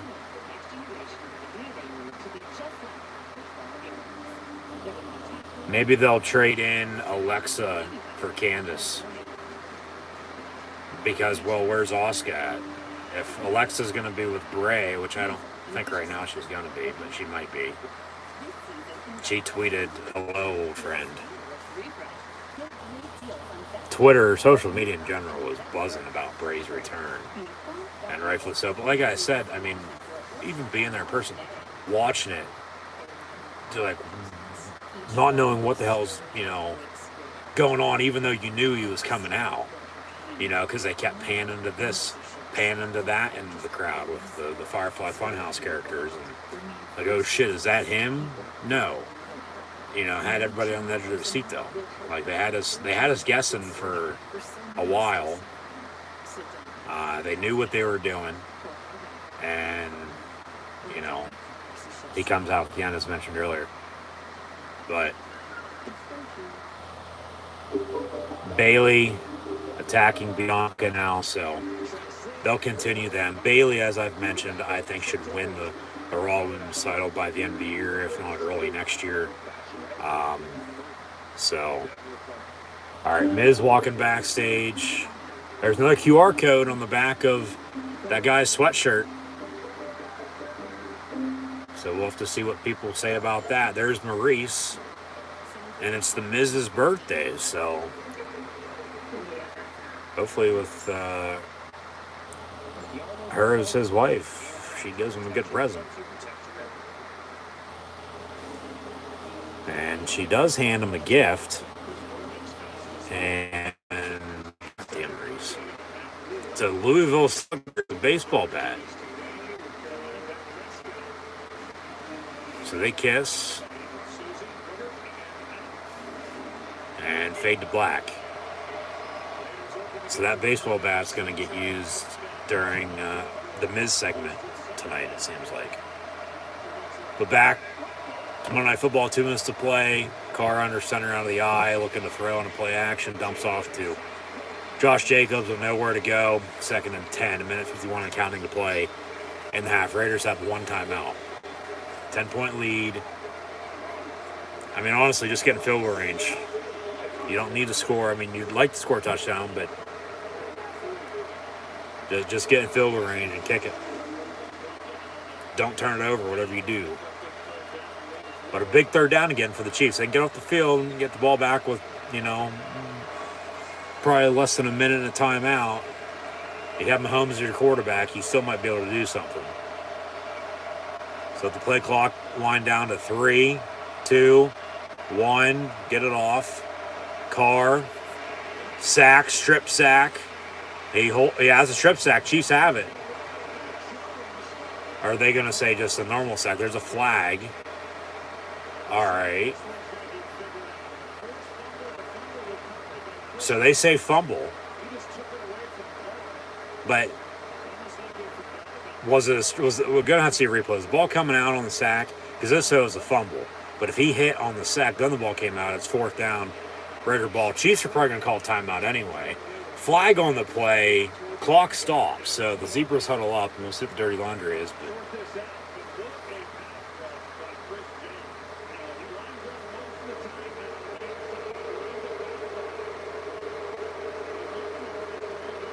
boos from the crowd. We'll see what the call is here from the refs. The flag on the play on that sack, and if it's a fumble or not, we'll see. Personal foul. They say roughing the passer. And Chiefs Kingdom not going to like that. I don't know about that. We've had a ton of these calls now this weekend. They're trying to make themselves look good, so they don't get sued after what happened to Tua. Yet when it's not a roughing the passer personal foul, it's a clean tackle. That's a sack. That's a clean fucking tackle. That's not a penalty. That's a fumble to begin with, but penalty, 15 yards automatic first down for the Raiders now. So they'll take it. Chiefs fans are pissed. The Chiefs are pissed in general with the call. and rightfully so. But then whenever I just talked about it yesterday, and Andy Reid's livid. He might want to watch it, doesn't have a fucking heart attack. So 1st and 10, but yeah, that's bullshit. That's a bad call. When it's a clean sack and it's not a roughing the passer, something needs to change with these refs calling this. It was like this a couple years ago, and now here we go again, and it's going to be a lot like with a rule change for the overtime rule. This upcoming offseason is going to be for the roughing the passer again. When it's a clean tackle, it's not roughing the passer, they throw the flag, but then somebody gets drilled. I talked about it yesterday with Kenny Pickett getting beat up against the Bill defense on a few big hits. But then there's no flag. It's like, you got to call it down the middle. If it's a penalty, call it. If it's not, don't let them play. That's bullshit. They're still booing the hell out of it. I mean, it's a strip sack, fumble, turnover. It would have been 4th down. They'd punt anyways. Chiefs had the ball, but then that's a clean sack. It's a strip sack fumble. That's pathetic. These refs need to get their damn head out of their ass and get their head on straight. But what's Roger Goodell going to do about it? Nothing. All right, Maurice in the ring, cutting a promo. They'll celebrate. Miz's celebration. The awesome one, the Miz. It looks like they got an ice sculpture of the Miz in the ring. More boos. 3rd and 7, 31 seconds. Raiders went deep and incomplete. Yeah, Miz coming out with a baseball bat, so that ice sculpture is getting busted in two. They're still billing. You suck chance. Handoff on a draw, 3rd down and 7. They get to the 32. They'll wind this clock if the Chiefs don't go on a right now and call the 3rd and final timeout and kick a field goal, 10.5. And they're still booing, and rightfully so. So you'd have to think Dexter Loomis is probably underneath the table. There's an ice sculpture of the Miz. They have like 2 big balls in front of the one middle table. And Maurice has her 2-ball purse. And now you have the baseball bat. How expensive the bat was? Is there a price tag on it? It's signed by who?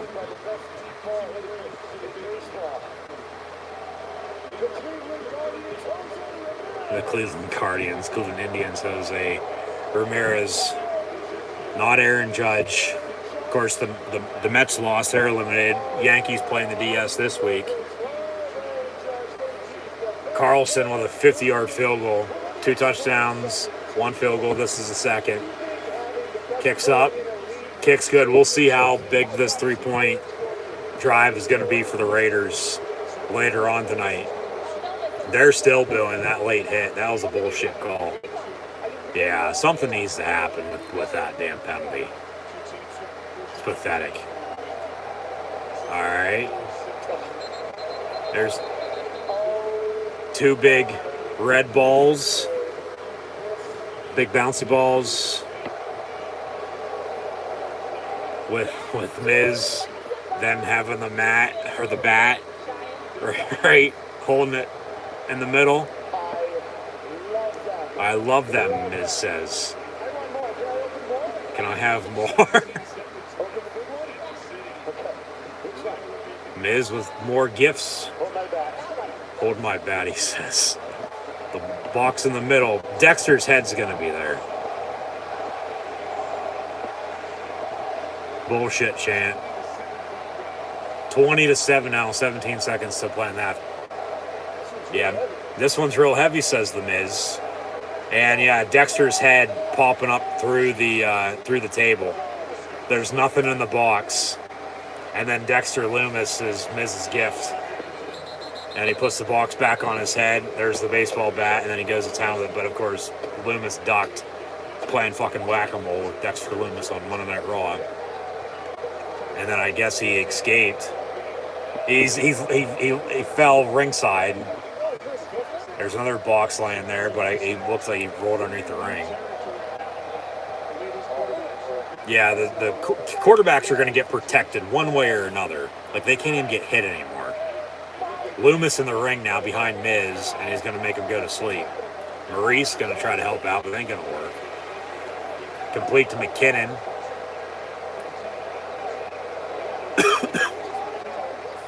Maurice face first into the cake, but she sort of botched it. I don't know if her dress came up or not. It looked like it. Miz going to run away. But Maurice is in the ring all by herself now with Dexter Loomis. So he stares her down now.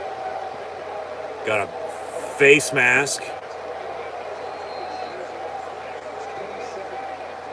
So 1st and 10, Chiefs. Maurice going to roll out of the ring. Ball at the 48-yard line. Still got timeout in 12 seconds here. They can get field goal range, make it a 10-point game and a half. There's Loomis with a knife. Mahomes going to go deep. Incomplete 10 for Kelsey. Oh, Dexter Loomis is going to pop Miz's balls.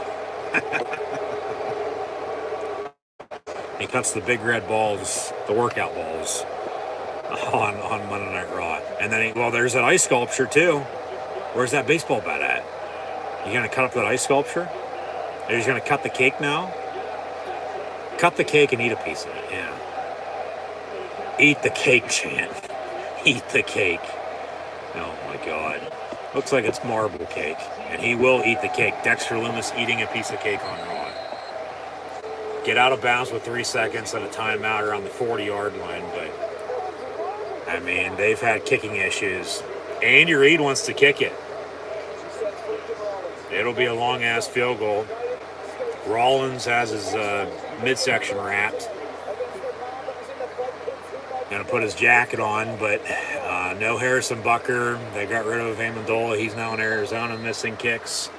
Matthew Wright.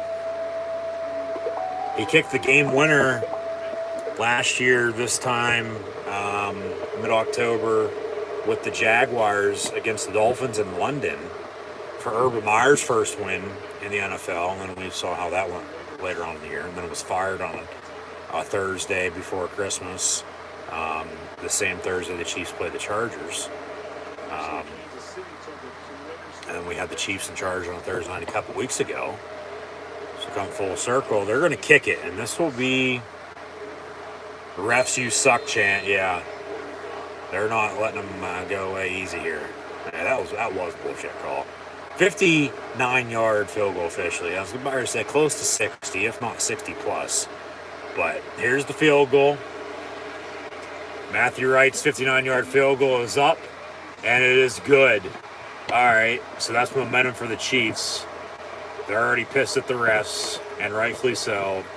But a 59-yard field goal going into halftime down 10, and then you also get the ball to begin the second half.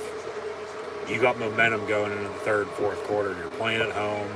If you can find a more consistent running game and stop Josh Jacobs, get to Derek Carr a little bit more, keep hitting them, but just hopefully they don't throw bullshit penalties for roughing the passer. That was a clean tackle, and don't do anything stupid yourself. Don't turn it over. You should be able to get back in this game. So, with that being said, we hit halftime on Monday Night Football, but 20-10 is your score with the Raiders on top. They're up 17-0 at one point in time. Derek Carr 10 of 14, a $133 and a touchdown. Jacobs 14 of 79 on the ground with a score as well. Devontae Adams has Derek Carr's passing touchdown, 2 catches, 76 yards in the score. Bolden has 2 catches, 24 yards. Jacobs 2 catches, 21 yards. Hunter Renfrow 2 catches, 7 yards still, and Johnson a catch for 5. Kansas City, Patrick Mahomes is 12 of 20 for 98 yards passing and a touchdown. Jerick McKinnon still 3 carries, 41 yards. Patrick Mahomes 2 of 20. And then Marquez Valdez-Scantling leads the team in receiving, 3 catches, 43 yards. McKinnon 2 of 19. Kelsey has a couple catches for 11 yards in the score. Watson a catch for 10 yards. Hardman 2 of 6, or 2 of 9, excuse me. Cleveland catch for 6 yards. But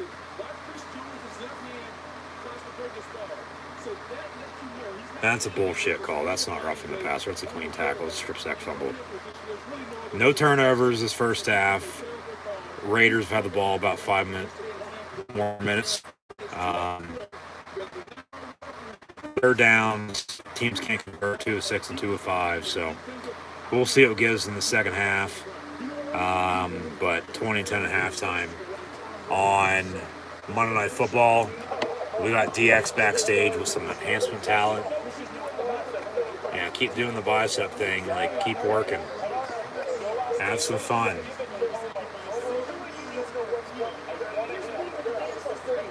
Alright, so they'll probably be taking on Strowman if I'd have to guess. 2 of you and 1 of him. Chris Berman Boomer with as fast as 3 minutes. There's Miz and his paws. Maurice covered in cake.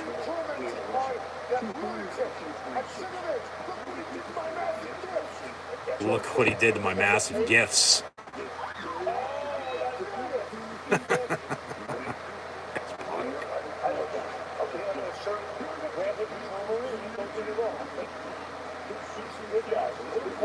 He's a good guy, they say Dexter Loomis. A little quiet. Miz had to do something to piss him off, says HBK. Do anything to get rid of him. Anything, says Road Dogg? Well, next week, Miz and Loomis on Raw. If you win, what? Dexter's gone forever, so Loomis is going to win. You lose, he keeps your enormous gifts. He keeps your balls. He has your manhood.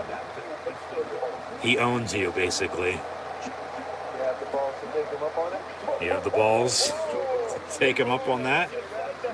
Yeah.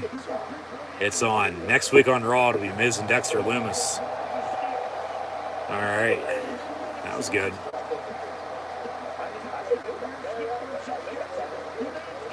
And, no, they're going to, those two jobbers DX was talking to, they're going to take on Omos. All right. As we see highlights from yesterday, we had our first firing in the NFL this morning as well. Matt Rule, no longer the head coach of the Carolina Panthers after he took the job early 2020, leaving Baylor. Of course, he won at Temple beforehand, which that's pretty impressive. Also won at Baylor. That's even more impressive. NFL on a 7-year deal. Lasted about almost 3 years of that. Carolina owes him a ton of money now in a buyout. Matt Rule's going to land on his feet. It's just a matter of where back in college as a head coach. There's currently 5 openings.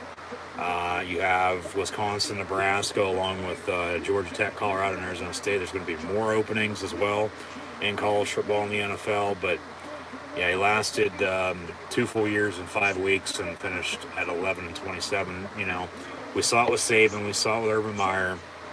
College coaches that have success.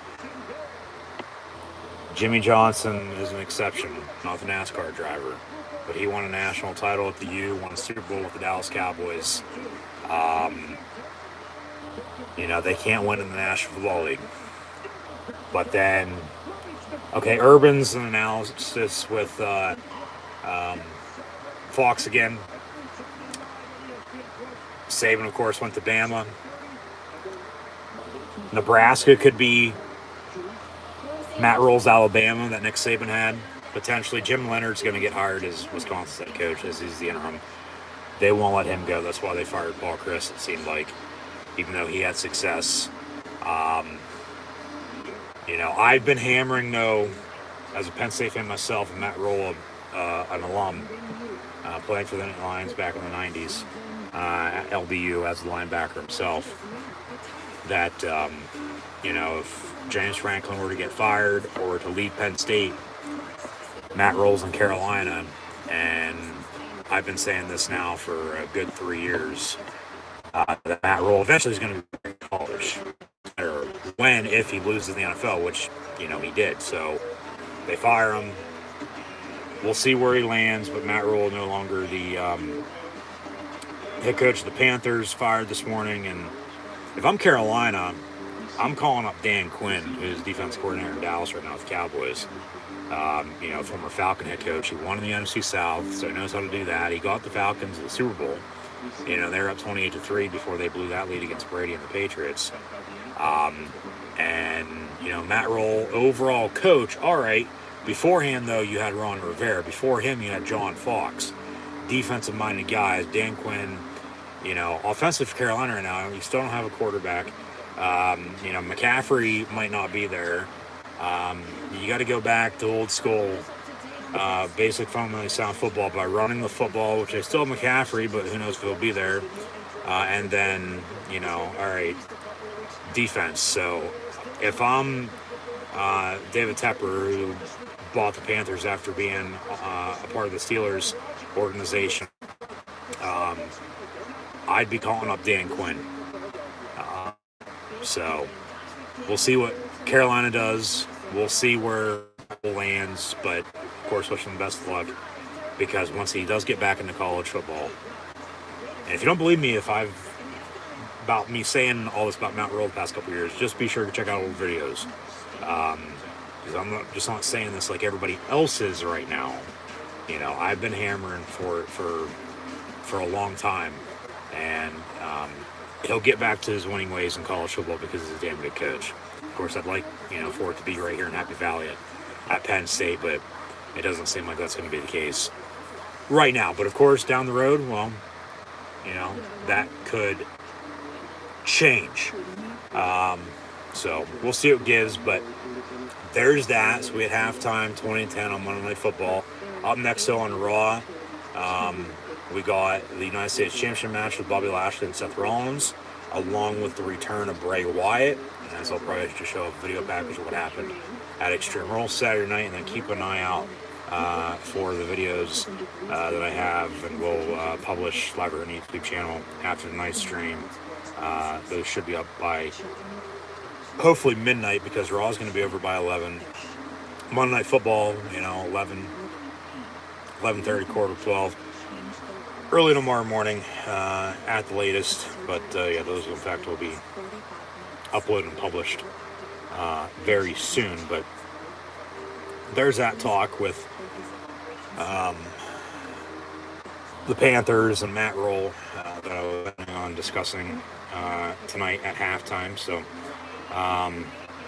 the NFL in the meantime, as we'll get into what happened this week in the National Football League first off, along with preview next week, before we talk about college football this past weekend and next week too. As of course, Saturday I was on home to the stream roll Saturday night. Didn't watch any college football. I saw a ton of highlights. I'm going to read off some scores in a little bit and then preview next week. Of course, I'll have Penn State, Michigan live watch long reactions next weekend, so be sure to tune in for that. That's one of the top 25 showdowns. One of the 2 top 10 showdowns next weekend as well.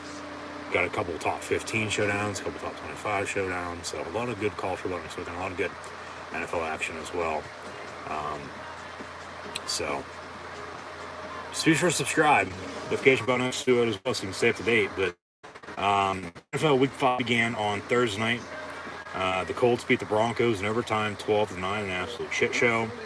As we had a total of, make it 3, and then 7 field goals, with the Colts winning by 3 in OT.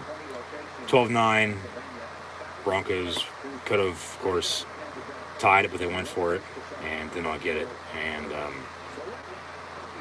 end up losing by 3.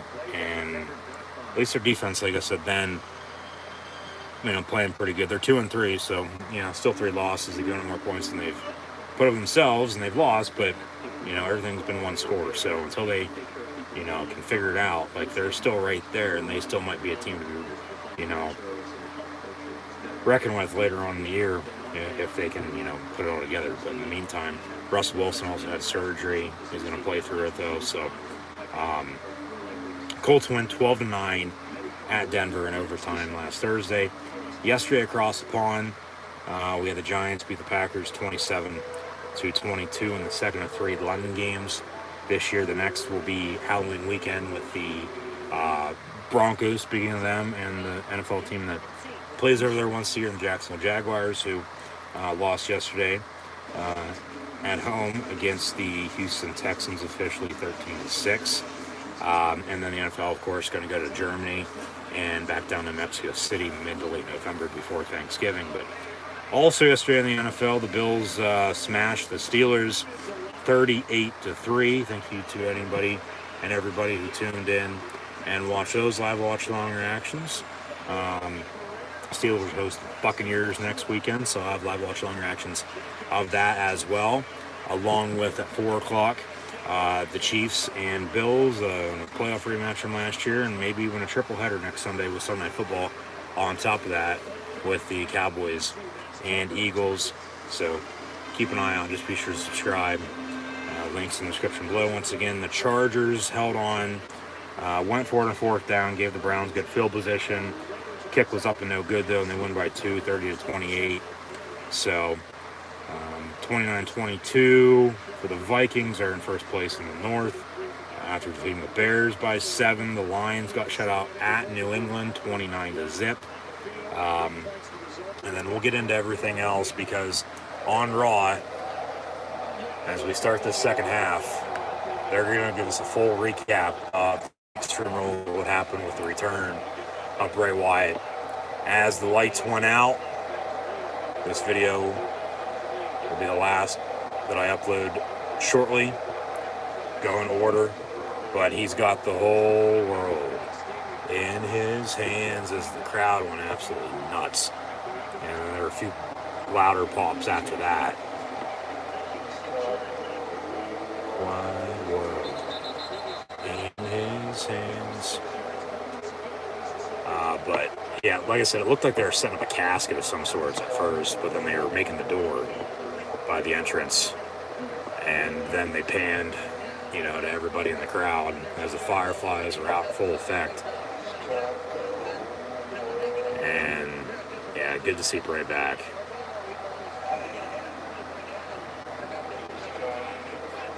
And there's Huskus the pig.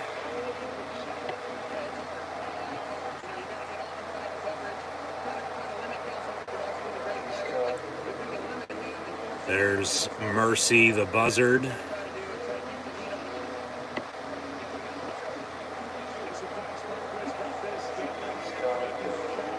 Then they went to the rabbit.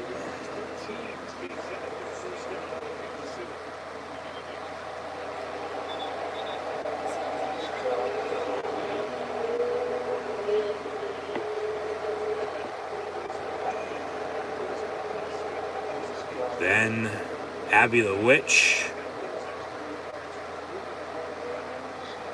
And the music's, of course, still playing in the background.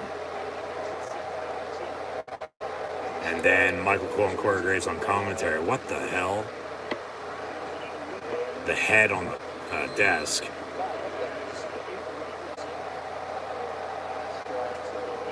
That's when it started to get a little louder. And then the Fiend down by the barricade. People actually thought that was him. But then some people were saying that was Bo Dallas dressed up as the Fiend. Who knows who dressed up as who, but then the door, as they shone the yellow light, and then the door got kicked in after they showed the video here of a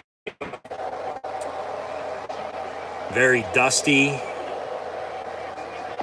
very abandoned Firefly Funhouse. Yowie wowie. As it seems like the Firefly Funhouse hasn't been touched in a good year and a half, and rightfully so, because, well, it hasn't. As we begin the second half of Monday Night Football, Chiefs ball, first down. And then they show the video, and then you can see a face with the mask. And then you can see the outline, potentially, of that White Rabbit character. Believe me, if it was Adam Rose, people would have shit.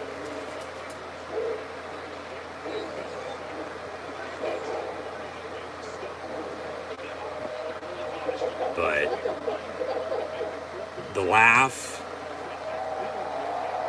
back to the door that they set up, there's that light a little bit, and then the door gets kicked in, and that real bright light that somebody had said reminded them makes sense of, Brody's debut in AEW.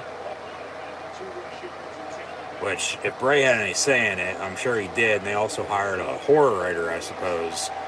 And Triple H's hands on in this too. That hey, this is what we're doing. Like we need to hit on this 100%. And then, as that light went out, it was dark, and then you saw somebody walking, and then that was, of course, Bray carrying the lantern. Some people were saying it didn't even seem like he was there, but he walked out. Like, this wasn't, pre-taped or anything like that. Like, he walked out, he was standing there, he unmasked, and this is when it started getting even louder. And then he, of course, has the new mask. Holy shit chant.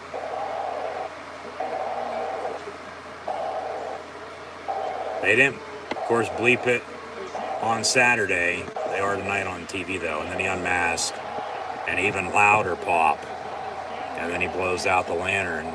But he says, "I'm back." And then the moth logo. And they faded to black, and that's how Extreme Rules ended. But, yeah, that was fucking awesome on Saturday. Bray Wyatt's back with the WWE. Yeah, the White Rabbit did take us down a rabbit hole, if you will. As here comes Bobby Lashley as he'll defend the U.S. title against Seth freaking Rollins coming up next. On Raw, Monday, 11:45 and counting to play in the third quarter. Second down and 6 for the Chiefs at the 25-yard line, knocking on the door, looking to cut this lead again. As these fans are still pissed off, and rightfully so, because of the refs. Mahomes in the end zone, incomplete. There's a flag, probably get a defensive pass interference. So we'll see how many makeup calls we get now. Now we've got some chippiness going on. Got a fight? No. Now, for whatever reason, screen freezes. What the hell? Alright, we'll get back to action here in a second. We're going to burn it down on Raw, though, in the meantime, too. But, yeah, last week we had a streaker on Monday Night Football. Doing a gender reveal, it seemed like. Why the hell is that out? Alright, so that's going to have to reset for a second. It'll do it on its own. Give it a minute. Got a flag on play, not going to know what it is. We'll see if the Chiefs score or not in the meantime, but yeah. Lashley going to get on the mic first off.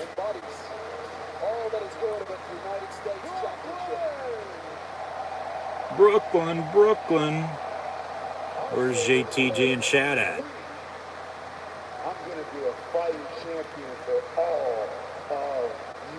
Lashley saying, "I'm going to be a fighting champion for all of you." Lashley saying, "I've beaten some of the best." Rollins should win if they're going to do Lesnar Cormier or Lesnar Lashley. He name drops Lesnar, but now he's got Rollins, but maybe Rollins can't compete. I don't know. Lashley saying, "Come on, let's go."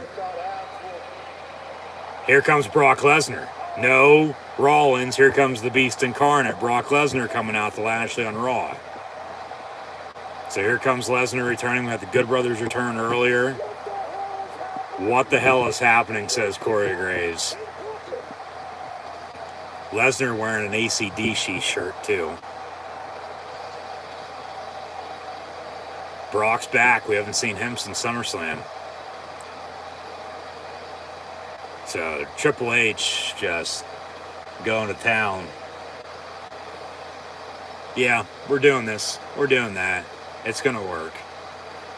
Let's give the fans what they want. So Lesnar coming out to Lashley. Rollins might attack from behind. Are they still going to have the match?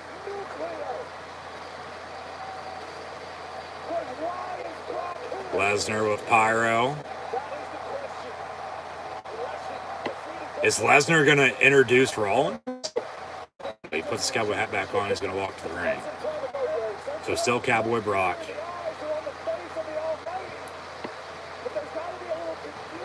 Wearing a cut-off jean jacket with an AC/DC shirt. The high voltage one from almost 50 years ago.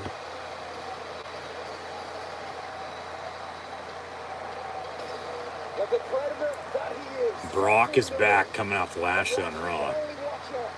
Good Raw tonight. Good SmackDown. Good Extreme Rules. Good Raw.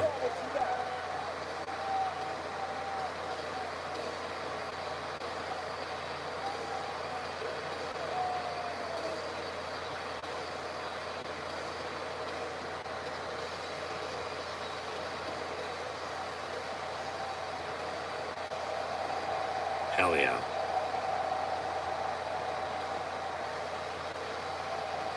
Back to him Monday Night Football as the satellite resets. I don't know why the hell it was out to begin with, but here we go.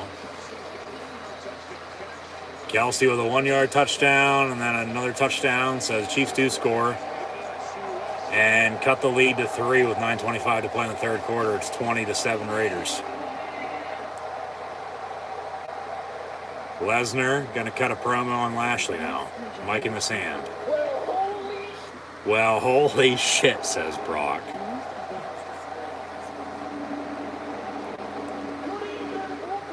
Good evening.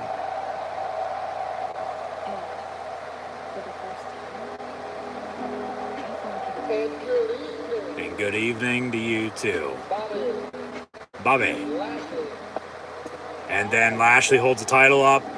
Lesnar hits him with an F5. So Lesnar and Lashley will be our next feud. They did it a little bit earlier this year for the WWE title to put it back on Brock. And then, you know, of course, Reigns ends up beating him.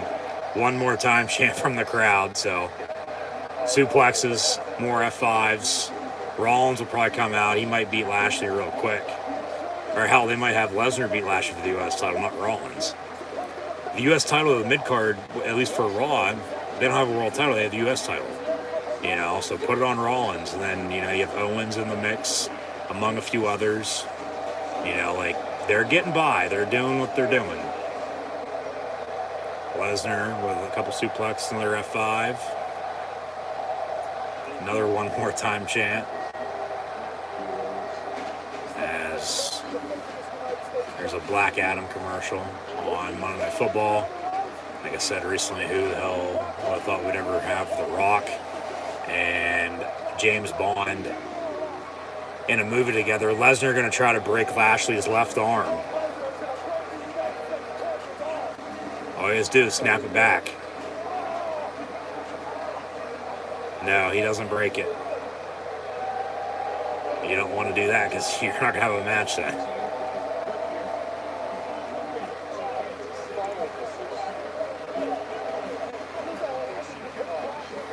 Alright, so Lesnar's music hits. And he'll beat up Bobby Lashley on Raw. We still getting the Rollins-Lashley match though, or not? So Chiefs kick off. Trail by 3 now. It's 20-17. Touchback, 1st and 10 from 25.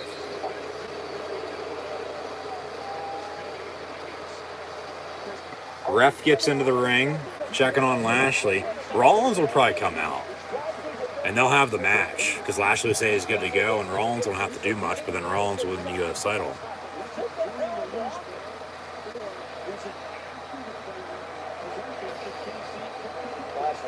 So Brock winks to the cameras, they fade to black, they say Lashley's hurt.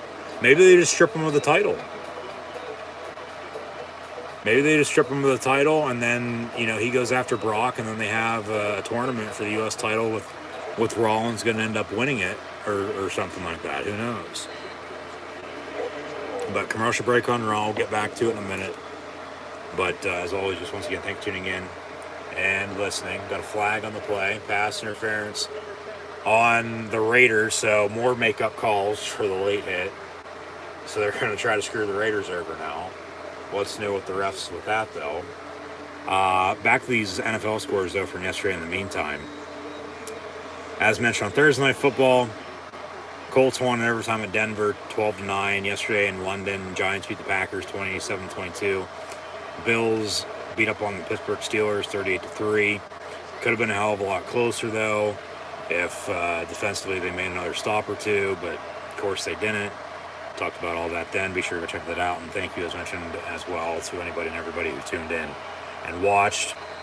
Chargers beat the Browns 30-28 after Cleveland missed a game-winning field goal as time expired.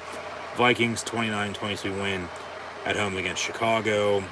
Patriots shut out the Lions 29-0.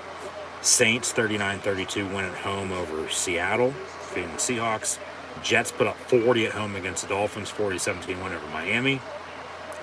Had the Bucks defeat the Falcons 21-15. That's, of course, the late hit on Brady that people were complaining about, and rightfully so, because that was not as bad as the call tonight, but, you know, still a clean tackle. But also Tom Brady, because he's Tom Brady, they threw the flag. But, you know, quarterbacks, they're going to be protected. You're not going to be able to, you know, tackle them as you used to. But same point in time, when it's a penalty, you got to call it. They just don't want to get sued. They don't want anything to happen as will happen with Tua. So, yeah, there's that. 21-17 win for the Titans at Washington. Texans, as mentioned, beat the Jags 13-6. 49ers got Matt Rule fired this morning, 37-15 win over Panthers. Cowboys won at LA against the Rams. They're on a 4-game winning streak with Cooper Rush as their quarterback, as Dak Prescott is still out. 22-10 win against the defending Super Bowl champs. The Eagles won at Arizona, 20-17. And then last night on Sunday Night Football, the Ravens won on a game-winning field goal, 19-17, against the Cincinnati Bengals. And of course, right now on Monday Night Football, it is 20-17. Raiders, third down. The ref's going to huddle up, though. Another flag on the play. No flag. Not yet. Maybe they will for intentional grounding. But more boos as they take their time. Come on, man. They do throw the flag. More makeup calls to satisfy these fans. If I'm the Raiders, I'm fucking pissed. That's 3 penalties now after that late hit, all in the second half, that, you know, you're making up for your bad call on a roughing the passer. That was a clean strip sack fumble. That is intentional grounding, though. I'll give them that. But the pass interference and the one hold, I think, like, no. So, loss of down. It's now 3rd and 27 officially for the Raiders with 7:47 to play in this third quarter. They're going to need more than Jet Airliner to pick up this first down. They hand off on a draw. They only get to the 13-yard line, so off the punt. But they show some replays on Raw of Lashley getting beat up by Brock Lesnar. Of course, Bobby Lashley's supposed to be defending the U.S. title right now against Seth freaking Rollins, but will he still? We'll see here in a matter of minutes. And as they checked on Lashley during the break, he says he's all right. But Lashley's ringside. They're checking on him by the announce table. Rollins is going to become another cameraman towards the entrance. Very loud tomahawk chop from the Chiefs Kingdom crowd at Arrowhead. They're getting the ball back 1st and 10 after the Raider punt, and we're about to burn it down on Raw. Here comes Seth frickin' Rollins, bandaged up. Gonna defeat Bobby Lashley, hopefully, here for the U.S. title in a rematch from recently. There's a mic in the ring. Rollins, no, he just goes right after Lashley. Gonna tell him to get your ass in the ring. Let's go. Let's get this match underway. I don't care if Lesnar just beat you up. Like, you got a match. You got to defend your title.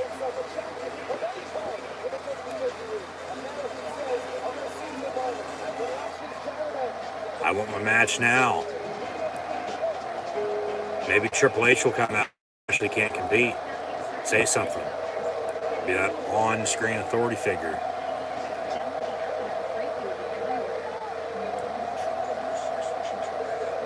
Crowd serenading Seth Rollins, singing a song.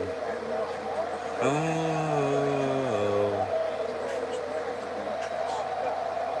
So Lashley gonna walk off, but this ain't right, says Rollins. There's a mic. He's gonna cut a promo now. Hey, I know you can hear me. You're not getting out of this.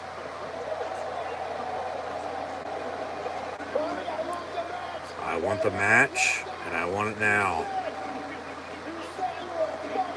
You said you were a fighting champ, regardless if you're hurt or not. Supposed to be a fighter. Supposed to be a champion.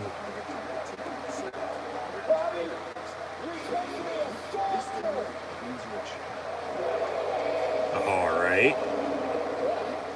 That just got the almighty one to turn around. Rollins saying Lashley's a disgrace, and then a disgrace to the country of the United States of America, and he's a veteran too, by the way, so that pulls the cord. So Lashley gonna get in, and Rollins should beat him here real quick. Lashley's hurt, though. That's what they're selling it as, because Lesnar beat him up. But then we'll get Brock and Lashley, but then Rollins become U.S. champion and they get by. They're doing what they're doing, and it's working out perfectly fine. They know what the hell they're doing. Just taking some time for a few things. Lashley tells the ref to ring the bell, and here we go. We're having a U.S. title match. There's a spear, but then Rollins with a pedigree. 1, 2, kick out at 2.5. So match continues. 1st and 10, Chiefs. Rollins going up top. Hashtag U.S. title. Frog splash. Rollins, of course, has his stomach bandaged up. Cover 1, 2, kick out at 2.5 again. Match once again will continue. Yeah, U.S. title match on Raw. We've got about 40 minutes or so left of Raw tonight. Shit. I guess that's how good the show's been.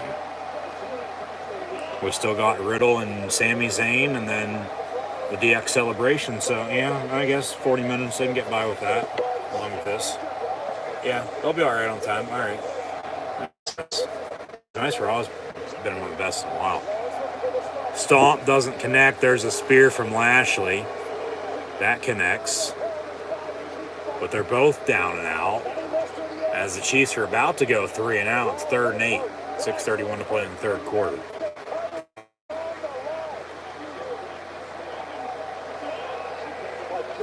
Lashley from behind, going to put the Chris Masters lock in on Rollins. Rollins going to try to escape it, though, with some elbows to the left arm, the left elbow. Lashley, that Lesnar almost broke, and then a right hand. Here comes a super kick.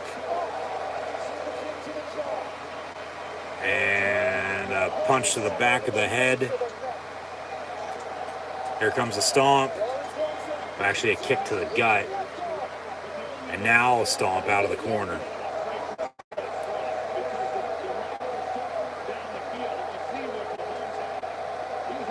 Rollins off the ropes. Curb stomp from Seth frickin' Rollins to Bobby Lashley to win the U.S. title. Let's get the crowd ramped up as they serenade him still.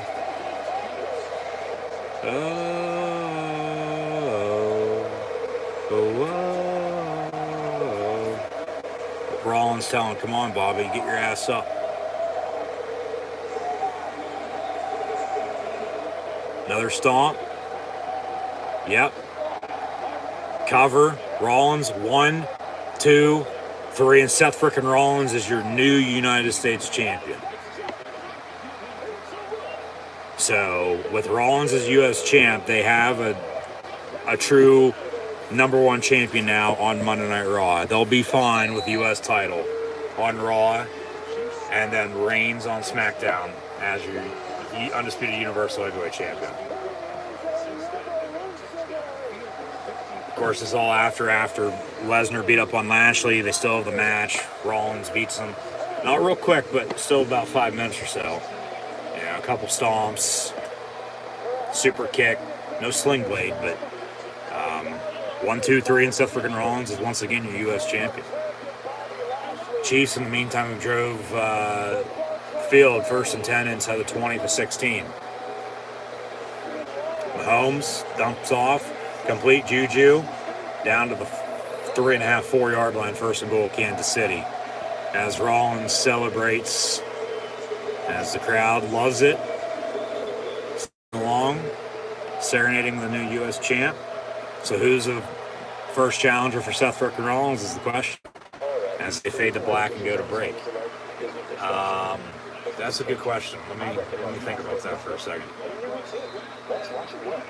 In the meantime, 1st and goal for Kansas City. I mean, Matt Riddle, if they'd want to continue Rollins and Riddle right off the bat, no doubt about it, have that be for the U.S. title then. You know, they could be bringing people up from NXT as Mahomes gets a snap, sort of stumbles, and then ends up going down in the sack. So 2nd and goal, we'll see officially where they spotted at. I mean, it seems like, you know, AJ's in a feud with Finn Balor and the Judgment Day as the Good Brothers are back. You know, Gargano in theory, they didn't fight for the Money in the Bank earlier, but they did have a singles match. Gargano could be an option for Rollins. You know, those would be 2 Triple H NXT guys that, you know, they, you know, could show out in the main roster. You know, Rollins and Owens, for the most part, are the 2 biggest Triple H guys on Raw right now, on SmackDown. As Kelsey catches another touchdown, and the Chiefs have taken a lead with 3:20 to play in the 3rd quarter, 23-20, pending the upcoming extra point. So the Raiders are up 17-0, and then 17-7. It was 20-7, and then 20-10 at halftime. They've scored 13 unanswered in 12 minutes, and have taken a 3-point lead. You got a flag on the play, extra point to come. It'll be Lesnar and Lashley at Crown Jewel, you would have to think. I mean, they could have Cody come back and challenge Rollins for the U.S. title. I'm not saying right off the bat, but maybe so if he's healthy. I mean, I think he'd probably be better off to hold off and wait until next year, though. Maybe have another match with them 2 at WrestleMania. Rollins and Lashley for the U.S. title, and then Cody wins it at Mania. Like then, yeah, Rollins has a 6-7 month run as a U.S. champ to April next year. Have Cody come back and beat him for it. Revisit that, because you'll have Riddle. Because all Rollins has done since this past April has been Cody Rhodes and Matt Riddle. You know, 3 matches apiece. Extra points, good, 24-20 Chiefs. 3:20 to play in the 3rd quarter. So, I mean, yeah. Riddle, Gargano, in the long run, Cody Rhodes comes back and beats Rollins for the U.S. title. I mean, Gable Steveson could be an option. Depends on, you know, what they're going to want to do with him. You know, Ray and Dominic are going at it. Edge seems to be, you know, written off again right now. You know, Miz and Loomis are going at it. And there's Kevin Owens. You know, he could always be in the mix for a damn good feud with Seth Rollins.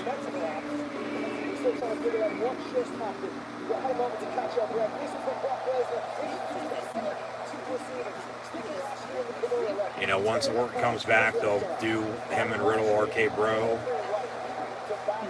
Ciampa, put Ciampa over some more. He's really disappeared after, you know, not being with Miz recently, and then Miz and Loomis going at it. You know, so, I mean, you could have Gargano and Ciampa go at it together.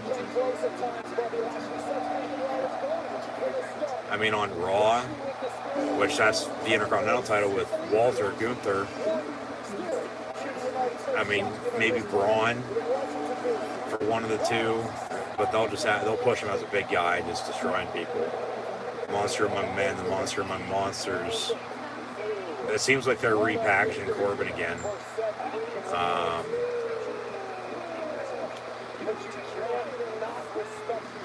Cross would be an interesting option, along with Drew. But they're both on SmackDown. And of course, the honorary use Sami Zayn's in the Bloodline. Like I said about him, he'll go after Reigns at some point in time. Nakamura would be an interesting choice. They haven't done anything with him recently. But I would think for the U.S. title on Raw, with Rollins as your new champ defeating Bobby Lashley as he gets interviewed now backstage by Byron Saxton. You have Kevin Owens, okay, potentially. We'll see about that. But Johnny Gargano,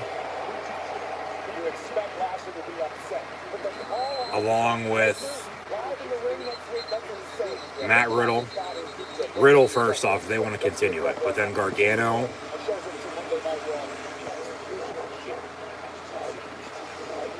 And then in the long run, from now until Mania, Cody Rhodes. Riddle, Gargano, and Rhodes. And we'll see if they can get to victory lane and see who beats up or goes up against Rollins and see if they can beat him. Let me in. Hear that in this vignette for Bray Wyatt. Some more laughs.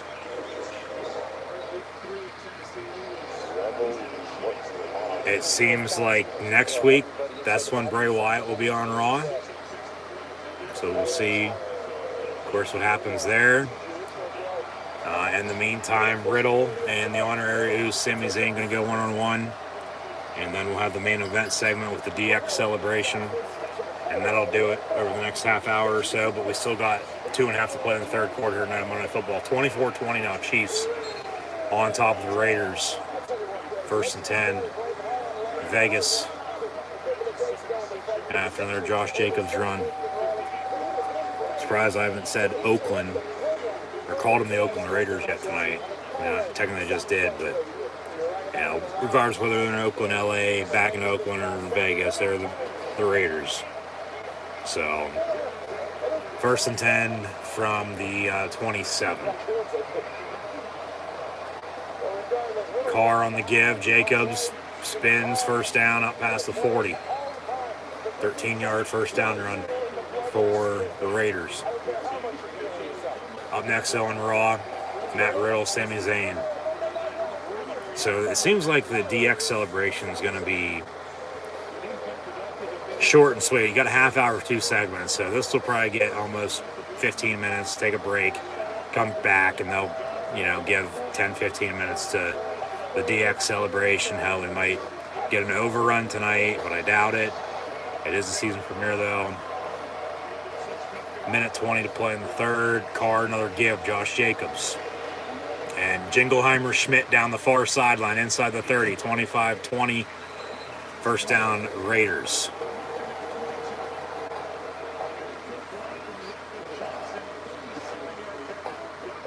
Good block.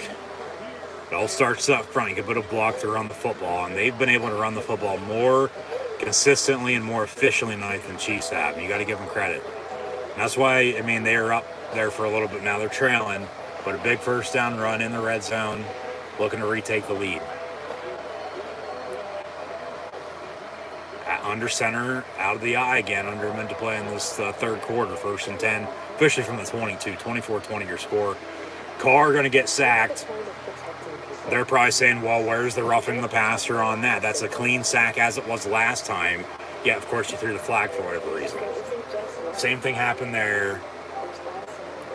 Sack, be 2nd and long. And they're in no hurry to snap it. They'll let the clock run out, and this will be the end of the third quarter.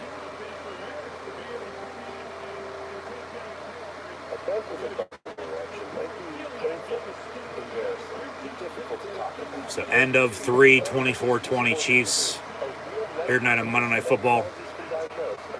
Leading the Raiders. 2nd and long, though, for the Raiders to begin the fourth. Here to end Week 5 with 15 minutes to play. Week 6 will begin on Thursday, though. Washington will be in Chicago to take on the Bears. Next Sunday, no 9:30 a.m. local kick on the East Coast with London games like it's been the past 2 weeks with the Vikings and Saints and Giants Packers. Next London game will be on the 30th, and then the Mexico game November 13th, Monday Night Football the following week down in Mexico City. Next Sunday, though, at 1, I'll have live watch-along reactions live on YouTube. Buccaneers, Steelers, be sure to tune in. Also next week, 49ers, Packers. The Patriots will be in Cleveland to take on the Browns. That should be a damn good game. Of course, Belichick, former Brown coach, before getting fired, took the Jet job for a little bit. Never coached a game, though. Took over in New England, and, of course, the rest has been history. Speaking of the Jets, though, they go to Green Bay to take on the Packers. That should be a damn good game, too. Both teams are 3-2, but honestly, I could see Green Bay blowing them out. Jaguars, Colts should be a good game as well, as should Minnesota, Miami. If, Dolphins can figure out a quarterback situation. After starting 3-2, they've now lost 2 in a row. And even the last 3 times they've started 3-0, they also missed out on the playoffs. So, when I start, once again, it's how you finish. Bengals, Saints, Ravens, Giants. Got the Panthers at the Rams. Cardinals, Seahawks. I'll also have live watch-along reactions of Bills, Chiefs next Sunday afternoon. Hello, I'm Elias. Elias vignette. Elias is going to be returning to Raw next week. Holy shit. Ezekiel Elias, that was quick. It was August and 2 months to grow his beard back out, grow his hair. Elias is going to be back next week. Here comes the honorary Oos, Sami Zayn, going to go one-on-one with Matt Riddle on Raw in the main event, before the main event segment with DX. But I'll have, as mentioned, next Sunday as well, live watch-along reactions of Bills, Chiefs, playoff rematch, maybe in triple header, like I said, Sunday Night Football as well, Cowboys, Eagles from Philly. And then next Monday night, we'll have the Broncos and Chargers. Plan on doing live watch-along reactions of that as well, WWE Monday Night Raw, so be sure to tune in. Bye weeks will begin next week, I might add, as well. Lions, Titans, Raiders, and Texans all off week 6. And before the end of the night here, we're going to recap as well college football from this past week and preview next week on top of that. So stay tuned. But to begin the fourth quarter, 2nd and 21 for the Raiders, dump off, and about 3, maybe 4 yards on the reception. 3rd down. Yeah, the Raiders are missing Darren Waller here tonight. No doubt about it. That check down guy for Derek Carter over the middle just went down with an injury of the hamstring earlier, and even before that didn't have a catch, and he's out. So 3rd and 17 officially after a 4-yard pickup for the Raiders. Bell rings, match underway. Riddle and Zayn on Raw. Hashtag WWE Raw, hashtag NFL. Thank you once again for tuning in and listening. From the 29, they are in field goal range, I might add, so they don't convert here, or at least get some yards on 3rd and 17. Kick it. Cut the lead to 1. Carr going to go deep, though, far side, in the end zone. It'll be caught. Matt Collins touchdown. No, they say incomplete. He dropped it as he fell to the ground in double coverage. I was almost picked off, too, by the way. So the Chiefs luck out. Could give a lead there with a touchdown. Looked like he caught it, but then he obviously did drop it as he fell to the ground. Yeah, they knocked it loose. But they almost picked it off, so the Raiders luck out in the meantime as well, and they can still have an opportunity to kick field here and cut it to 1. But talk about tale of two halves, or, momentum change right before halftime. 47-yard field goal. He's already 2 for 2 tonight. His third time's a charm. Kicks up. Kick is going to be good. 24-23 Chiefs with 14:05 to play. And they'll be getting the ball back. So coming down to the wire. Damn good game. Damn good show. And the Usos are ringside for this match as well. Keep an eye on Sami Zayn and making sure the Honorary Usos does in fact pick up a win for the Bloodline. But they're back to Monday Night Football in a minute. Last week in college football, game from Week 5 was played Week 6 because of Hurricane Ian. Sharknado Ian Ziering. UCF defeated SMU last Wednesday, 41-19. On Friday, though, Week 6, we had 4 games. 3 of them were decided by 3 points or less. San Jose State blew out UNLV 40-7, but Nebraska, they trailed 13-0, scored 14 unanswered, and won at Rutgers 14-13. Colorado State won at Nevada 17-14, as former Nevada coach and now new Colorado State coach Jay Norvell got the better of the Wolfpack. And then the Houston Cougars went to Memphis to take on the Tigers in the AAC, and scored 4 scores in the fourth quarter, including 2 touchdowns in the final 2 minutes, and one after they were down 29-19. They win by 1, 33-32. On Saturday, top 25 first, and then the other games, we had Alabama win at home in Tuscaloosa at Bryant-Denny Stadium, officially 24-20 against Texas A&M, as A&M has now lost 3 games and 2 in a row after losing to App State, Mississippi State, and now at Alabama. Game came down in the final seconds as time expired, incomplete, tied win over Texas A&M 24-20. Alabama at Tennessee this upcoming Saturday. Georgia, they're now the new number 1 team. We talked about the AP poll yesterday. They won at home over Auburn in the Deep South's oldest rivalry, 42-10 officially. Ohio State went to East Lansing, almost put up 50 on Sparty. Michigan State's now lost 4 in a row, 49-20. I'm not surprised, though, because I said when they hired Mel Tucker, I didn't think it was a good fit. It was a good hire. They got lucky last year, I thought.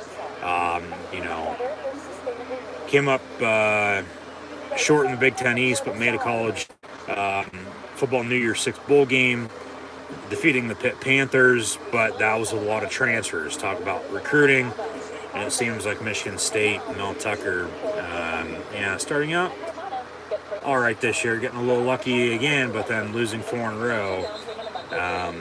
He did just sign an extension, but I don't know how hot that seat could be getting if it keeps up, especially, they lost to Ohio State.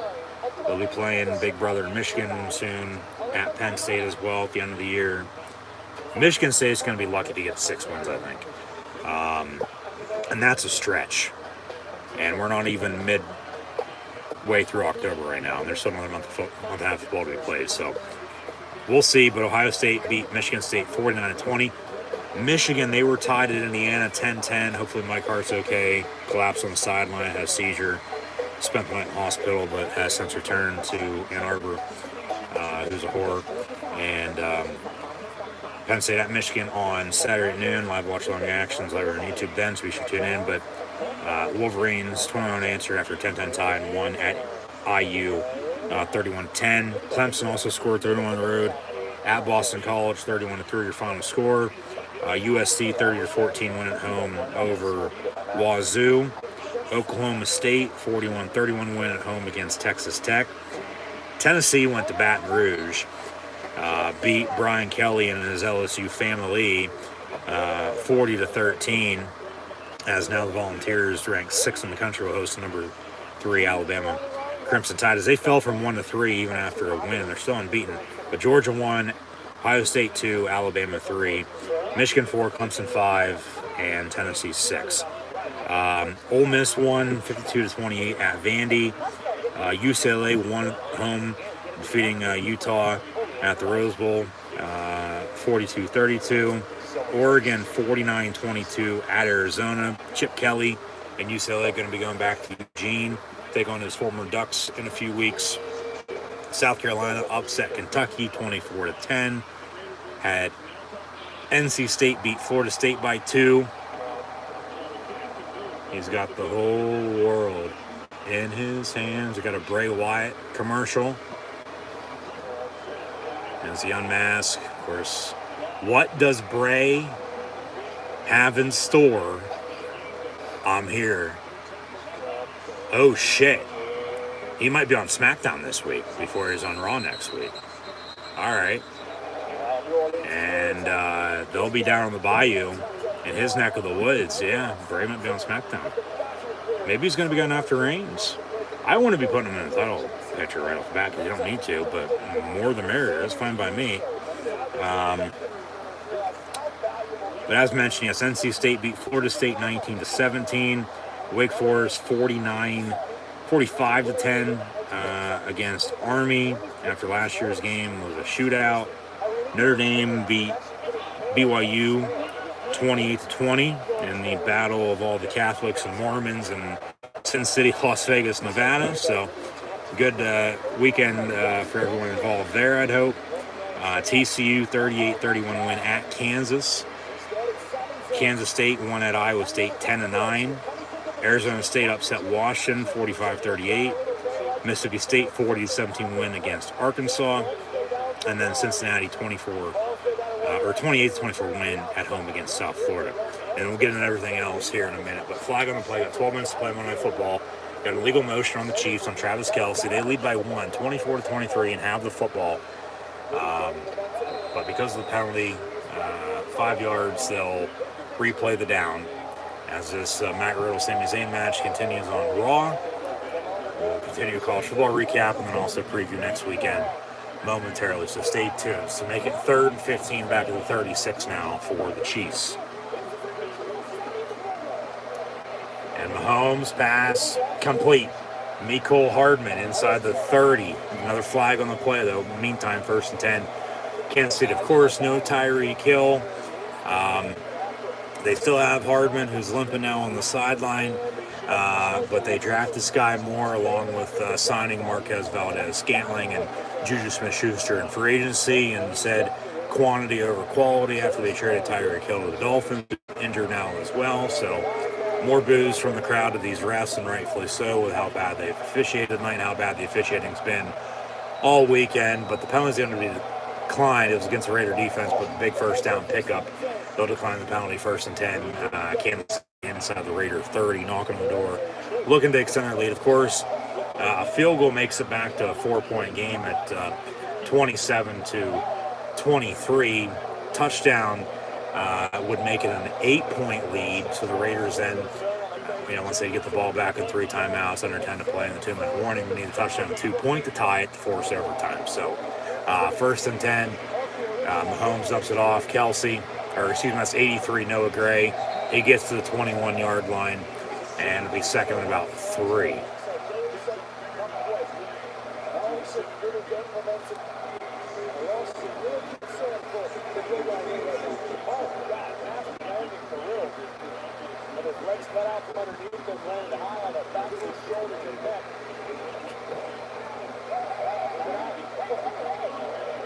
Sami Zayn telling Jey Uso, hey, get down, I got it under control. This is going to cost Sami, of course, the match. Quick roll up by Riddle, 1, 2, and a kick out at 2.5. So Jey with a distraction, Sami says he's already almost got rolled up. Riddle throws him ringside now. Now off the middle rope, does a flip, takes out Sami right in front of the announce table.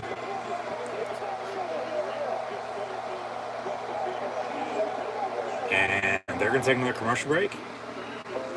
Yeah, they'll take another damn commercial break. Quarter till. Is Raw getting over on the night then? They have to be. There's no way in hell they're going to have a DX celebration then after this. Unless it's going to be short and sweet, like 5 minutes. Which people would be pissed off about that then, you would have to think.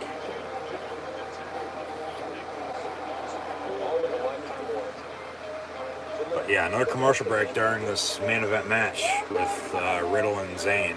But at least they're giving it time. You gotta like that. Clyde Edwards-Helaire. Nowhere to go. 2nd and 14 officially on the loss. So from the 19.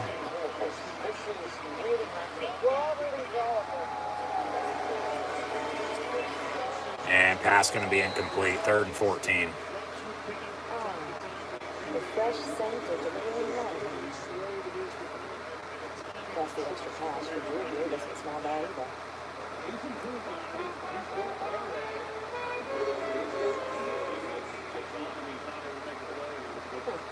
Really heartbreaking piece of good for business. Whoever you are out there, just know, Janet's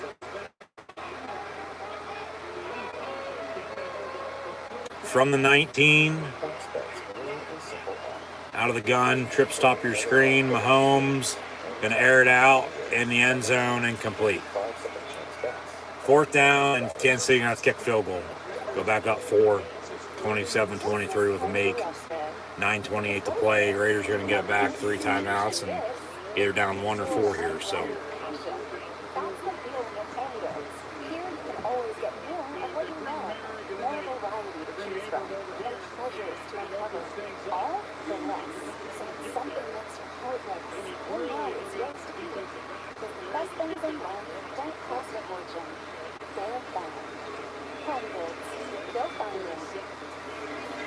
Kicks up, kicks no good. He missed it from 37, so the Raiders are still down 1. There's a flag on the play. Kansas City's now missed 2 field goals, so they could be up, 6 right now. Flag on the play. What do we got? A hold on the Raider defense on a field goal. 5 yards. It's automatic 1st down on 4th and 14. You got to be kidding me. More makeup calls. They're screwing these Raiders over. They are. Come on, this is pathetic. These refs. So they luck out on the missed field goal. Kansas City does. Get an automatic 1st down on it, and drive stays alive.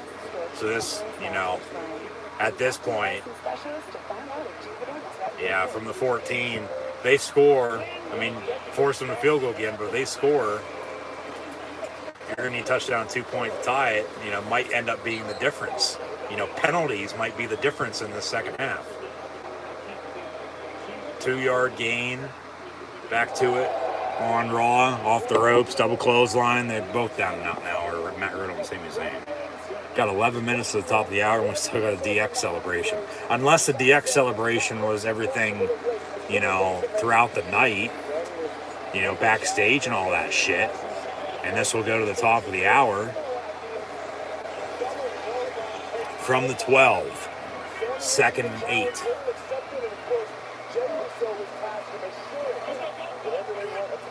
Empty set, Mahomes, complete to Juju,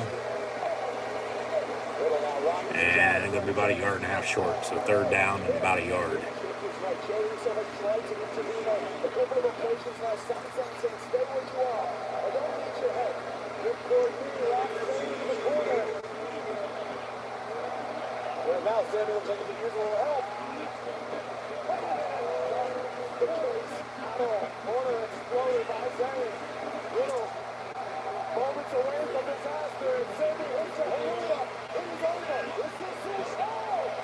Riddle with a nice big power slam. Vintage Orton with DDT coming up, and then probably going to hit him with an RKO. Clyde Edwards-Helaire with a run. Be 1st and goal, Kansas City, around the 1 yard line. under 8 to play. Sammy actually reverses it and throws Riddle ringside.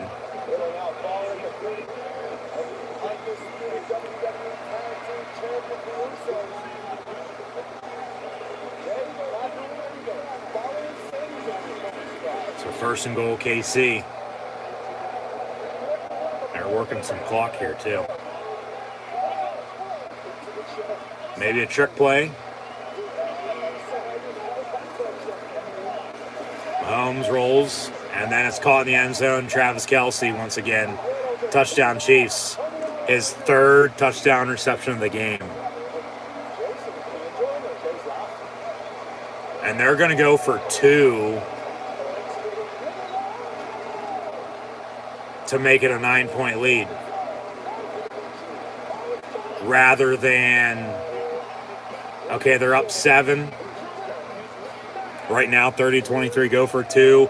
It's a 2-score game. Even with 3 timeouts, 2-minute warning, and 7.5 to play, it's going to be tough for the Raiders. You don't get it, though. You're still down 7, touchdown ties. You kick the extra point. Well, they need a touchdown, 2 points to tie. But this could win the game right now, 7:25 to play, as the Chiefs are going to go for 2, up 7 to make it a 9-point lead. Out of the gun, motion man, Mahomes fakes it, rolls out. Batted down, incomplete. So the Raiders still down 7. Touchdown will tie. Maybe they go for 2 to, win it then at that point. But the Usos were arguing with each other, and then, Sammy gets RKO'd in the middle of the ring, and Riddle picks up the win. 1, 2, 3, and they still got time, about 8 minutes or so for the DX 25th anniversary celebration here tonight on Raw. Hell, last time though, Riddle was celebrating. The lights went out and, Bray returned. Now it's Are You Ready? And we're about to break it down on Raw with DX. And you better get ready, because we're going to tell you to suck it. And the glow sticks are out. Here comes DX. Tank and all. Who's driving?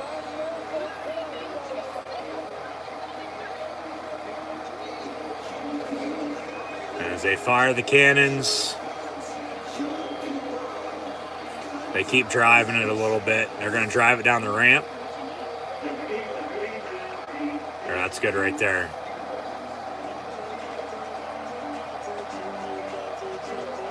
No Billy Gunn. I guess they tried to get him, or they thought about the idea, but no Billy Gunn, unless he's going to come out to like a scissor noise. Or they might say something about it. They're throwing glow sticks in the crowd, of course. There's Triple H and DX here. They also have X-Pac and then Road Dogg. But then Shawn Michaels and The Game, Triple H, Paul Levesque, who's now in charge of the company.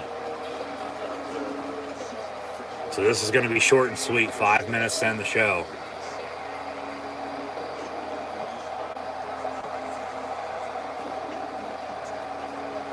They're really throwing the glow sticks. Jesus Christ, they must have took a box apiece.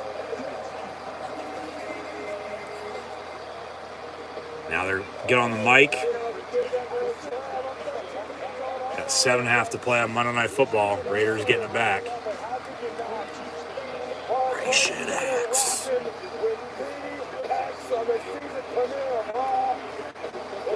Suck it.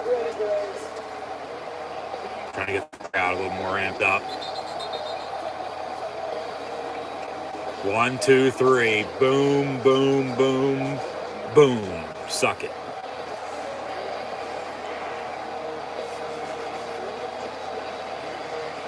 Degeneration X. Pro Doc sing along. Oh, you didn't know? Are you ready?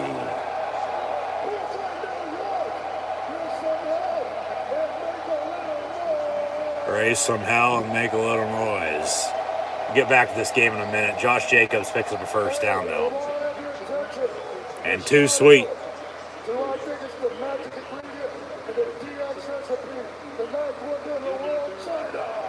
Xbox mentioning China. Triple H told him, hey, say what you want to fucking say. I don't give a shit. Now let's see if we remember this. Ladies and gentlemen, boys and girls, children of all ages, D-Generation X, I did bring to you autograph from time. WWE World Team Champions of the World. Road Dogg, Jesse James, the Scissor Man, the Badass, Billy Gunn, the New Age Outlaws.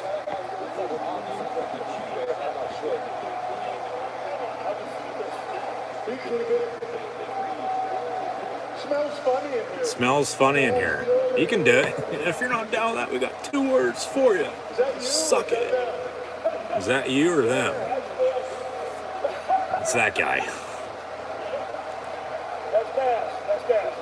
It has been 25 years of DX. They just celebrated Triple H's 25th or 30th anniversary recently.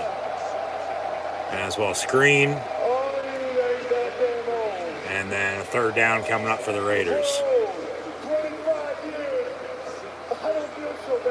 I don't feel so bad now. Yeah, we're old. But right now, I just have one thing I want to know. Triple H has one thing.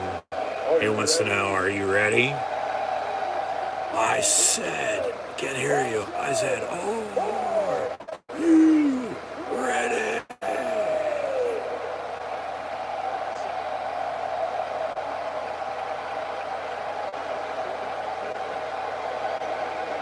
When thousands in attendance, millions watching at home. Let's get ready to suck it. And for 25 years. Thank you. Yep. And we love you all.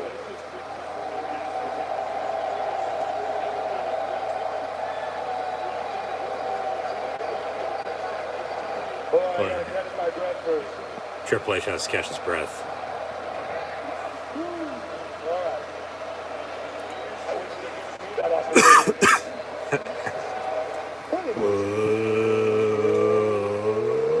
Let's get ready to suck it. And that does it for Raw. That'll sign off with DX. As we've said, 25 glorious years of DX. 25 years of DX.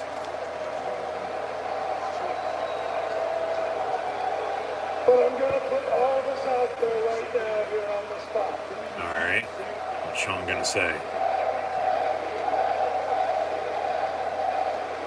HBK chant.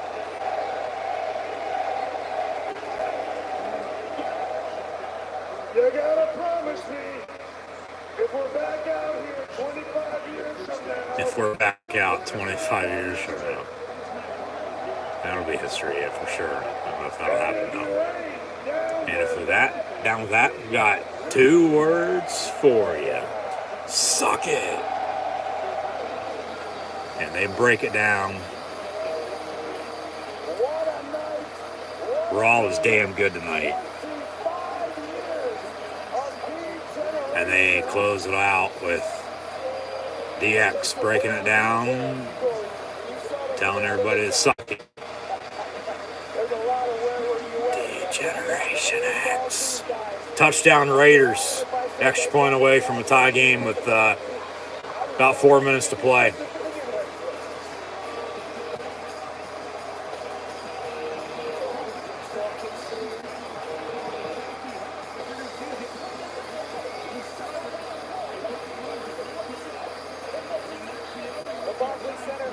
They stare down the camera.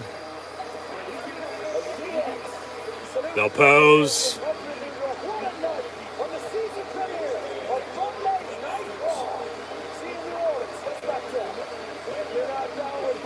We got 2 words for you. Suck it. And they fade to black, and that's Monday Night Raw for tonight. So the Raiders, they're going to go for 2 now in the lead. Kick the fucking extra point. You're going to lose the game by doing this now. You're getting too full of yourself. You don't need to do exactly what they're doing. You need to play your game. 4:27 to play. They're going to go for 2 in the lead. Hand off Jacobs. Lowers his shoulder. He gets in, though. That's good. They say no. I'd be challenging that. Still 30-29. You should have kicked it. Told you should have kicked it.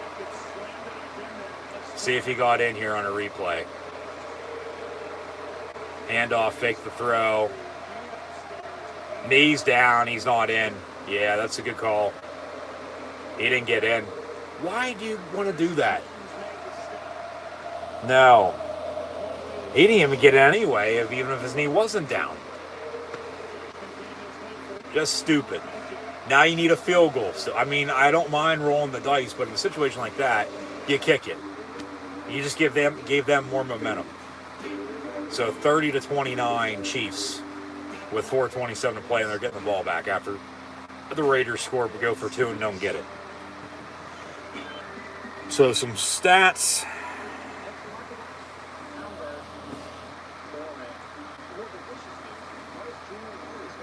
.427 to play as mentioned. Derek Carr now 17-24, 223 yards passing and 2 touchdowns. Josh Jacobs is 18 carries, 133 yards rushing and a touchdown. Devontae Adams has 3 catches, 124 yards receiving and 2 touchdowns.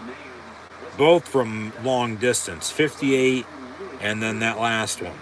Jacobs has 5 catches, 39 yards out of the backfield. Bolden 3-29. Horsted 3-19. Renfro 2-7 still, and Johnson 1-5. If the Chiefs, able to stop Devontae Adams, they're easily winning this game. But Jacobs has run all over him, though, too. Jerick McKinnon has 8 carries, 53 yards rushing for the Chiefs. Mahomes, 3-29, tucking it and running. Clyde-Helaire, 7-7. Did have a touchdown, but it got overturned. And then Kelsey has 3 receiving touchdowns. Make it 4 receiving touchdowns, on 7 catches for 25 yards receiving and 4 scores for number 87. Mahomes is 27-40 for 277 yards passing and 4 touchdowns. And then they have 2 missed field goals. And then they went for 2.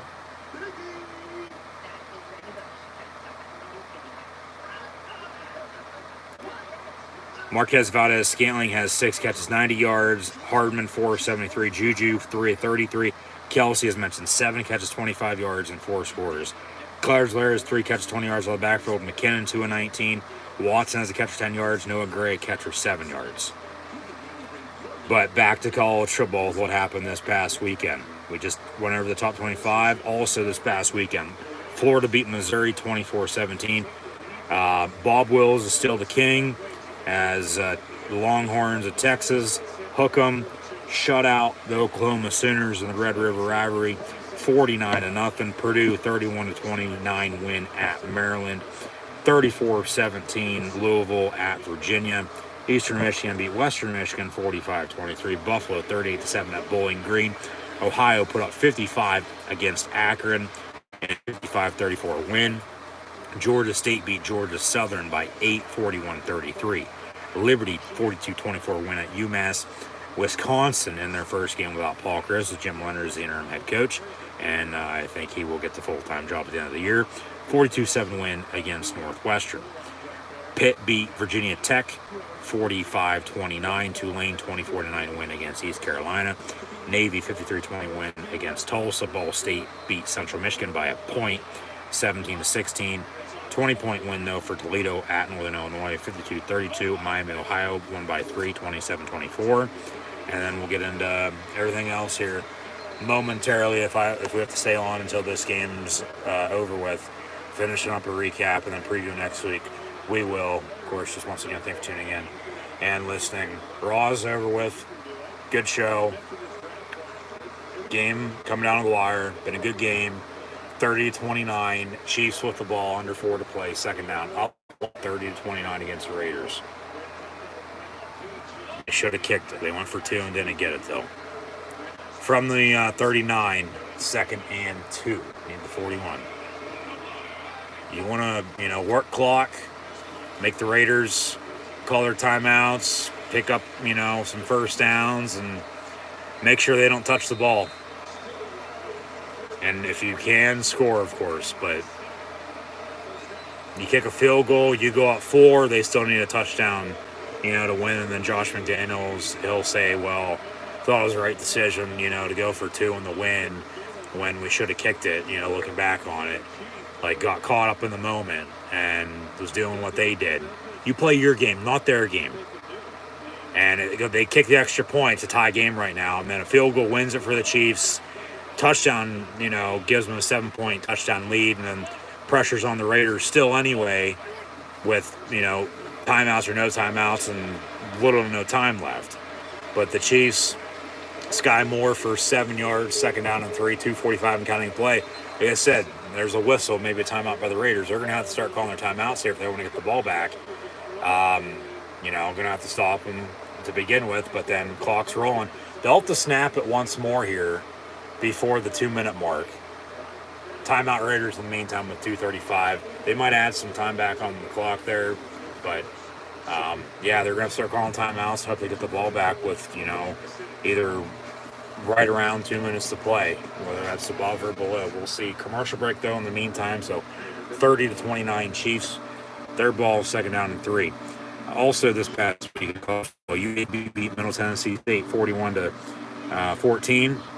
In overtime, Georgia Tech beat Duke 23-20. Also a 3-point win for North Carolina at Miami in the ACC. University of Texas San Antonio. They also won by 3 at home against Western Kentucky in a Conference USA Championship rematch from last year, 31-28.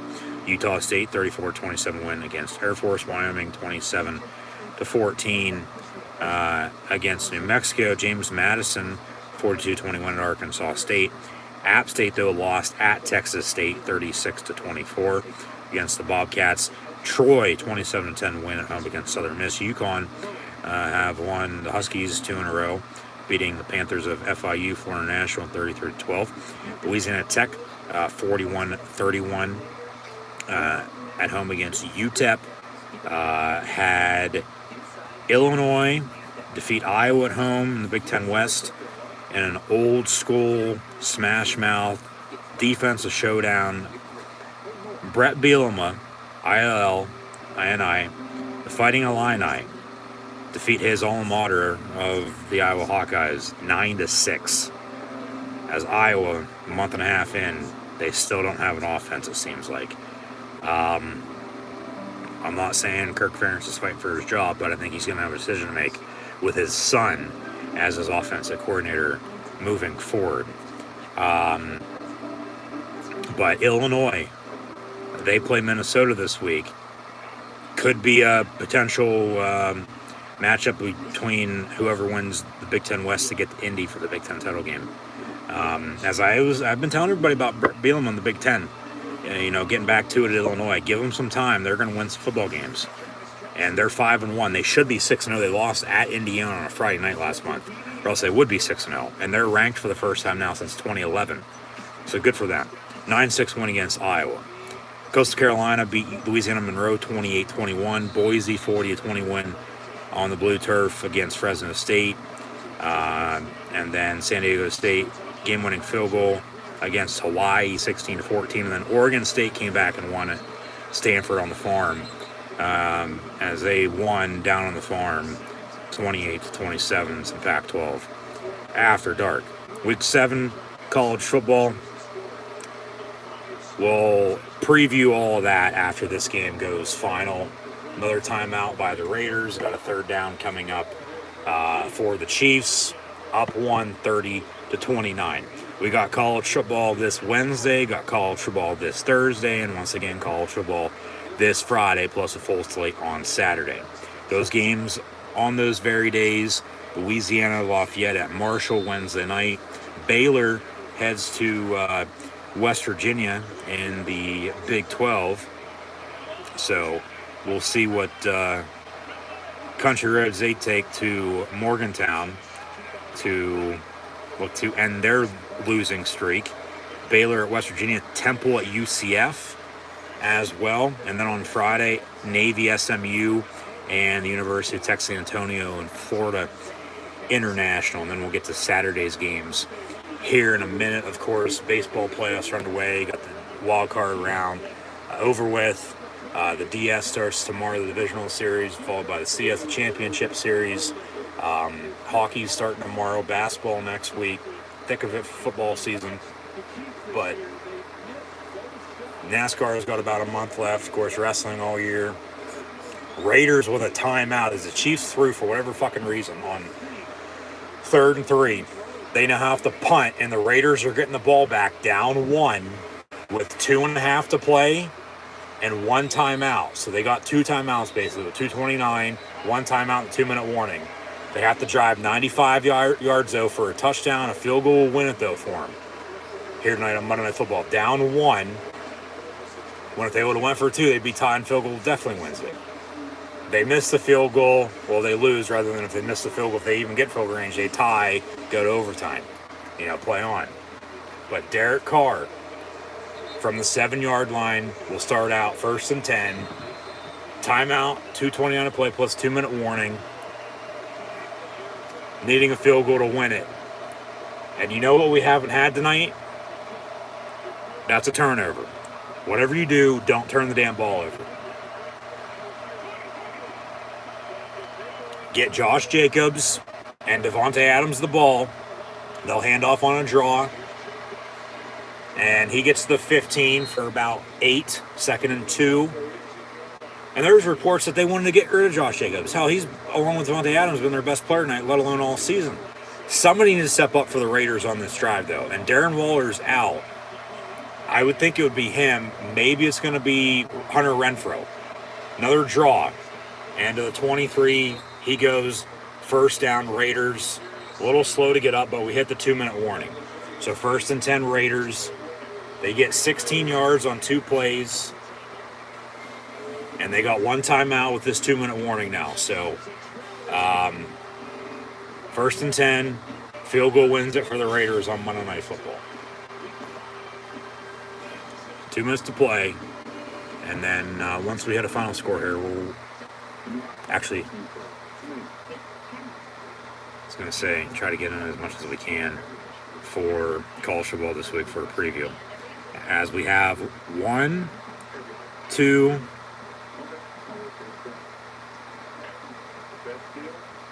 3, 4, 5,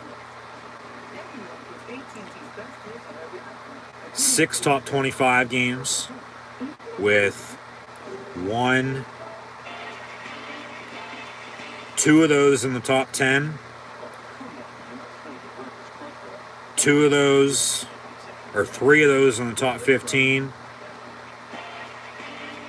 4 of those in the top 20. Make that 5 in the top 20. And then another top 25 game. Those top 25 games, though, all 6 of them this weekend. Penn State at Michigan's a top 10 game, as is Alabama at Tennessee. Also in the top 25, you got Oklahoma State, TCU, NC State, Syracuse, along with Mississippi State, Kentucky, and USC, Utah.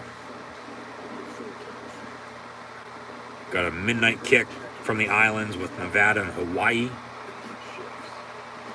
Stanford will be at Notre Dame. Carolina and Duke, not college basketball though. College football, Clemson at Florida State. Saturday night, LSU at the Swamp taking on the Gators. Should have a good game with Wisconsin and Michigan State with how those two teams have been playing. Also, Arkansas BYU is going to be a low-key, under-the-radar non-conference game Saturday. Vandy's going to Georgia. Minnesota, Illinois is going to be a damn good game at noon. Iowa State, Texas as well. Kansas, Oklahoma, low-key could also be good. I'll have on 2 Big Ten and it looks like 2 Big 12 games at noon on Saturday. That is, in fact, if I do watch Penn State, Michigan live. Still haven't decided that, but I will in fact have live watch line reactions at some point in time on Saturday for that game. Just don't know exactly when, but that'll be the next live stream. Just, of course, be sure to keep an eye out on social media. I'll have an update for you. Be sure to subscribe. Carr with a completion. Second down and 1 after a 9-yard pickup in 32. Minute 44 and counting. So got a timeout. Down 1. You got to get in field goal range for Carlson. He's already 3 for 3 tonight. Field goal will win it for the Raiders. That's a hold. He dumps it off. Incomplete. So 3rd and 1. Yeah. That's a blown call. But that's a overall overview of, what's to come next week. I guess we really don't need to, preview the full week now at this point. That's good enough as it is. We'll talk more about this on Saturday anyway, so. Like I said, though, earlier, should be a good weekend in football in general next week. With college football and the NFL, how good the slates look. Top to bottom, start to finish. Should be in for a good weekend of football. College football and the NFL next weekend. And I'll have live watch long reactions live here on YouTube, so be sure to tune back in. But tonight on Monday Night Football to end week 5 in the NFL. Minute 10 and counting play, 1st and 10 Raiders from the 37. Carr rolling out near side, left to right. And just going to throw it out of bounds, incomplete. So, 2nd down, minute 1. Still got a timeout. They're going to try to keep that in their back pocket if they can, it seems like. Getting field goal range, because the field goal is going to win it for him. Yeah, Darren Waller was active, got hurt early, no catches, hamstring injuries, and street closing the sideline. And they're missing him right now. Hunter Renfrow is the one that needs to step up on this drive, though. Jacobs is getting a shoe tied on the sideline. Of course, you still got Devontae Adams out there, but it's been Adams and Jacobs as the go-tos for Derek Carr, who's had a good game. No turnovers, though, like I said, here between either team tonight. And you can't do it, 100 minutes of play now on this last drive. There's Hunter Renfrow for a catch for 8 yards. That's a penalty. He tackled him, and then he picked him up and slammed him down again. No flag. 50 seconds and counting. Carlson warming up. They still got that timeout. They're going to keep it in their back pocket so they can bring him on. But then remember, the Chiefs still have all 3 timeouts, so they'll be icing his ass.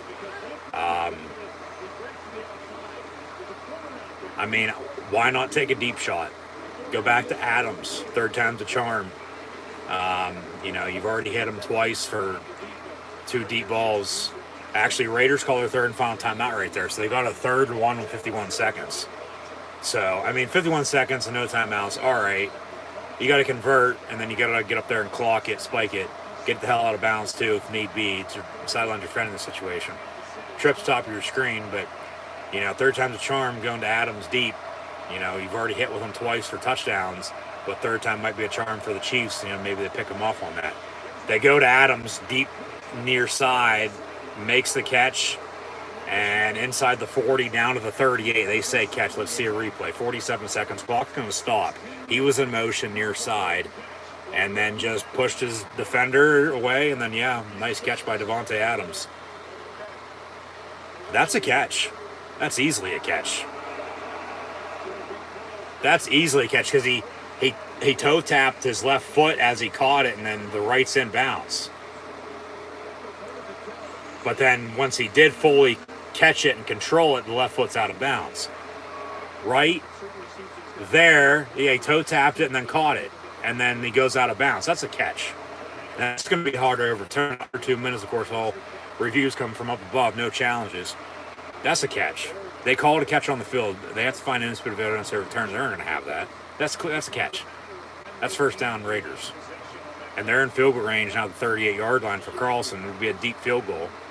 You're right there. He caught it, left foot's down, toe tapped it, and then right foot's in, and then he, goes out of bounds. That's a catch. If it's incomplete, it's 4th and 1, and that's a big play, and then, maybe the ball game. Yeah. So, if it's a catch down at 38, 38, 48, 55, 56-yard field goal, give or take. Yeah, they are looking at an official review rolling on the field's a completed pass. So, that's a catch. They have to find indisputable evidence to return that. That's going to be tough.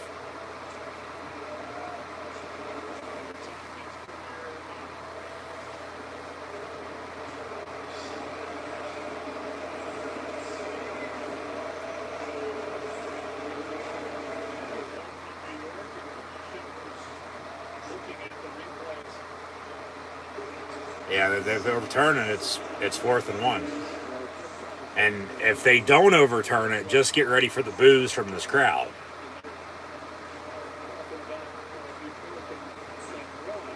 Yeah, 4th and 1 back to the original spot. They're backing it up. They're going to overturn it. As Devontae Adams is getting an explanation. That's a catch. The Raiders are getting fucked once again. But what's new? Al Davis is probably rolling over in his fucking grave. And Mark Davis eating an In-N-Out burger. Yeah, it's incomplete. That's a catch. He caught it, toe tapped his left, clearly in bounds, and his right foot's clearly in bounds. That they say overturned, though, it's incomplete. So now it's 4th and 1. They don't have any timeouts. 41 seconds. You got to run it. And if not, this is when you need Darren Waller, but he's out. You go to Renfro. Maybe you go to your tight ends. You probably go back to Adams, though, because he's been reliable. Maybe you run a screen to Jacobs out of the backfield. 4th and a long 1. More like 4th and fucking 2. Under center's Carr. Fake the give. Stepping up, going to go deep. And then the receivers fall down. There's no penalties. And now there's no flags. They're going to want it. They're going to say they got tangled up and they all fell down. And the Chiefs are going to hold on to win 30-29. This still goes back to them, going for 2 when they didn't need to. They should have fucking kicked the extra point. Be tied at 30 right now. And that play wouldn't be as big as it is. So the Chief defense, yeah, they're throwing flags when they don't need to. And then when they're not throwing flags is when there's a penalty. It's the thing when it's a penalty, call it. If it's not, don't, though. They all got tangled and fell, but that's defensive fucking pass interference. Well, they ran into each other and fell down. That's a good no call, probably. So that's, the Raiders fuck up. Yeah, they're pissed off, rightfully so. Gonna have some pushing and shoving here on the kneel down, but Mahomes, that'll do it. 1-0 down, and the Chiefs are gonna win on Monday Night Football 30-29 at home against the Raiders. They'll get to 4-1. Raiders fall to 1-4. And just what a game, though. They're up 17-0, 20-10 then at halftime. And then, second half, very interesting, but the refs, no doubt about it.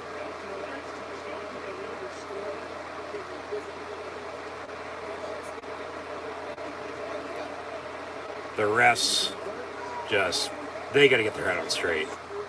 They can't be calling stupid shit when it's on a penalty and then be throwing flags, for whatever fucking reason.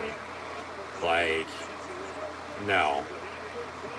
So post-game handshakes, Andy Reid, Josh McDaniels, the 2 quarterbacks, Mahomes and Carr, other players and other coaches, as always.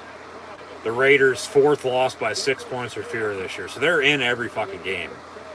They're 1-4 now, but they've lost 4 games by 6 or fewer points. Tonight by 1. Yeah, damn good game down the wire. Came down to the final play. Yeah. It is what it is. I mean, has to be a tough loss, as Mahomes will get interviewed, but yeah, the refs, good God. That wasn't pass interference on the last play. They ran into each other. But the calls earlier than that, like, if it's a penalty, call it. If it's not, don't. Been saying this for I don't know how long now. And now they got an issue on their hands with, they're scared if they don't throw the flag, so they're throwing the penalty when they don't need to be. Just it's frustrating when they, and I wasn't rooting for anybody in particular tonight, but just in general, once again, if it's a penalty, call it. If it's not, don't. They're throwing flags when they don't need to, but then when they need to, they're not. Like, they need to get that straight. Yeah, the field goal, and he missed it. And then the hold, yeah. and then they ended up scoring. Rather than 27-23, they scored, went up 30-23. Raiders scored, went for 2 and didn't get it. And then, it ends the way it did. So, talk about a controversial week 5 in the NFL with just everything that's going on. And it ain't going to get any, quieter. So, Kelsey getting interviewed, had 7 catches, 4 of those for touchdowns. All 4 of Mahomes' touchdowns were touchdowns. All 4 of Mahomes' passing touchdowns were to 87 Travis Kelce. All 4 touchdowns were no shit touchdowns. Yeah, no shit. So, your final stats and scores. Derek Carr finished officially in a 30-29 loss at the Chiefs as the Raiders fall to 1-4. Kansas City 4-1.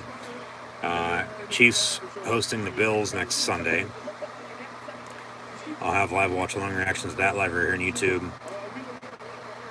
Along with, of course, Buccaneers Steelers and potentially Sunday Night Football. And then Monday Night Football next week with WWE Monday Night Raw. Raiders on a bye, as mentioned earlier, but Carr 19-30 for 241 and 2 touchdowns. Josh Jacobs with 21 carries, 154 yards rushing and a touchdown. And Devontae Adams, 3 of $124 and 2 scores. That was a catch, though. And then they say incomplete or return at 4th and 1. They don't get it. So Adams, 3 catches, 124 yards receiving and 2 scores. Both deep balls. Jacobs, 5 of 39 out of the backfield. Bolden, 3-29. Renfro hit 4 catches, 24 yards. But, had 2 for 7 the most, of the game. So they need somebody to step up beside Devontae Adams. Because if Jacobs run the ball the way they are, the way he is, have Adams, Waller was out, somebody needs to step up at receiver, playing defense the way they are. They're in every game, 6 points or less, all 4 losses. As we'll go to SVP, Scott Manpelt on SportsCenter. I'm sure he's not tired yet, but Patrick Mahomes, 29-43 in the win, 292 yards passing and 4 scores, all to Travis Kelce. Jerick McKinnon had 8 carries, 53 yards rushing. Marquez Valdes-Scantling, 6-90. Hardman, 4 catches, 73 yards. Juju had 3 catches, 33 yards. But Travis Kelce, 7 catches, 25 yards, and 4 touchdowns. So all inside the red zone. Chiefs win it, though. 30-29 here tonight on Monday Night Football. As always, once again, that'll do it for myself here at Encyclopedia Sports. Cole and Luke 96 live right here on YouTube. Once again, thanks for tuning in and listening to Monday Night Football and Monday Night Raw. I watch long reactions here tonight, and keep an eye out for these Extreme Rules videos that I'm about to publish very shortly. And then hope to see everybody now next weekend for more college football and NFL along with professional wrestling. Live watch long reactions live right here on YouTube. But with everything that happened tonight and everything that happened in football this weekend, just especially in the NFL, very crazy, very chaotic, and like I said, ain't gonna get any quieter, especially with officiating. It seems like, because, well, it's a penalty, call it. It's not, don't. But they're throwing flags when they don't need to, let alone when, they need to. They're not. It's like, let them play, but they're hopefully going to see what's going on, but they're not going to care.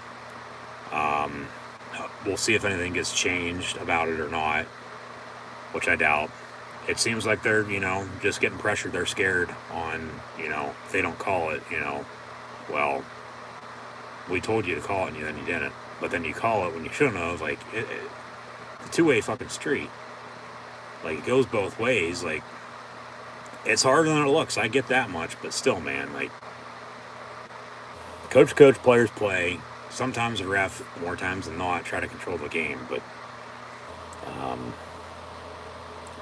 we'll see where this goes. But, like I said, it ain't going to get any quieter, let alone easier after, crazy and chaotic weekend. And then Raw, I thought tonight was, damn good. As was SmackDown, of course, then Extreme Rules. As mentioned, I was there. I have videos about to publish them very shortly, just keep an eye out for that. But started off with the Bloodline. Got a main event match then with the Honorary Uce. Seth Rollins won the United States Championship. Had the Good Brothers, Gallows and Anderson return. So the club's back together. Too Sweet. And take on the Judgment Day. It looks like AJ Styles, Gallows and Anderson going up against Finn Balor and company. Had Brock Lesnar return as well. DX with the main event segment. Celebrating 25 years. So, if you're not down with that, and if you're not down with tuning in and listening or watching live watch-along reactions live here on YouTube, well, I got 2 words for you. Yeah, that's right. Suck it. But, in all seriousness, once again, as always, thank you for tuning in and listening. That'll do it for myself, your host, Encyclopedia Sports, once again. Coin Luke 96 live right here on YouTube. So, as always, be sure to like, follow, and subscribe on social media. Links in the description below, and keep an eye out for these Extreme Rules videos. And then I'll see everybody next weekend for more live watch-along reactions.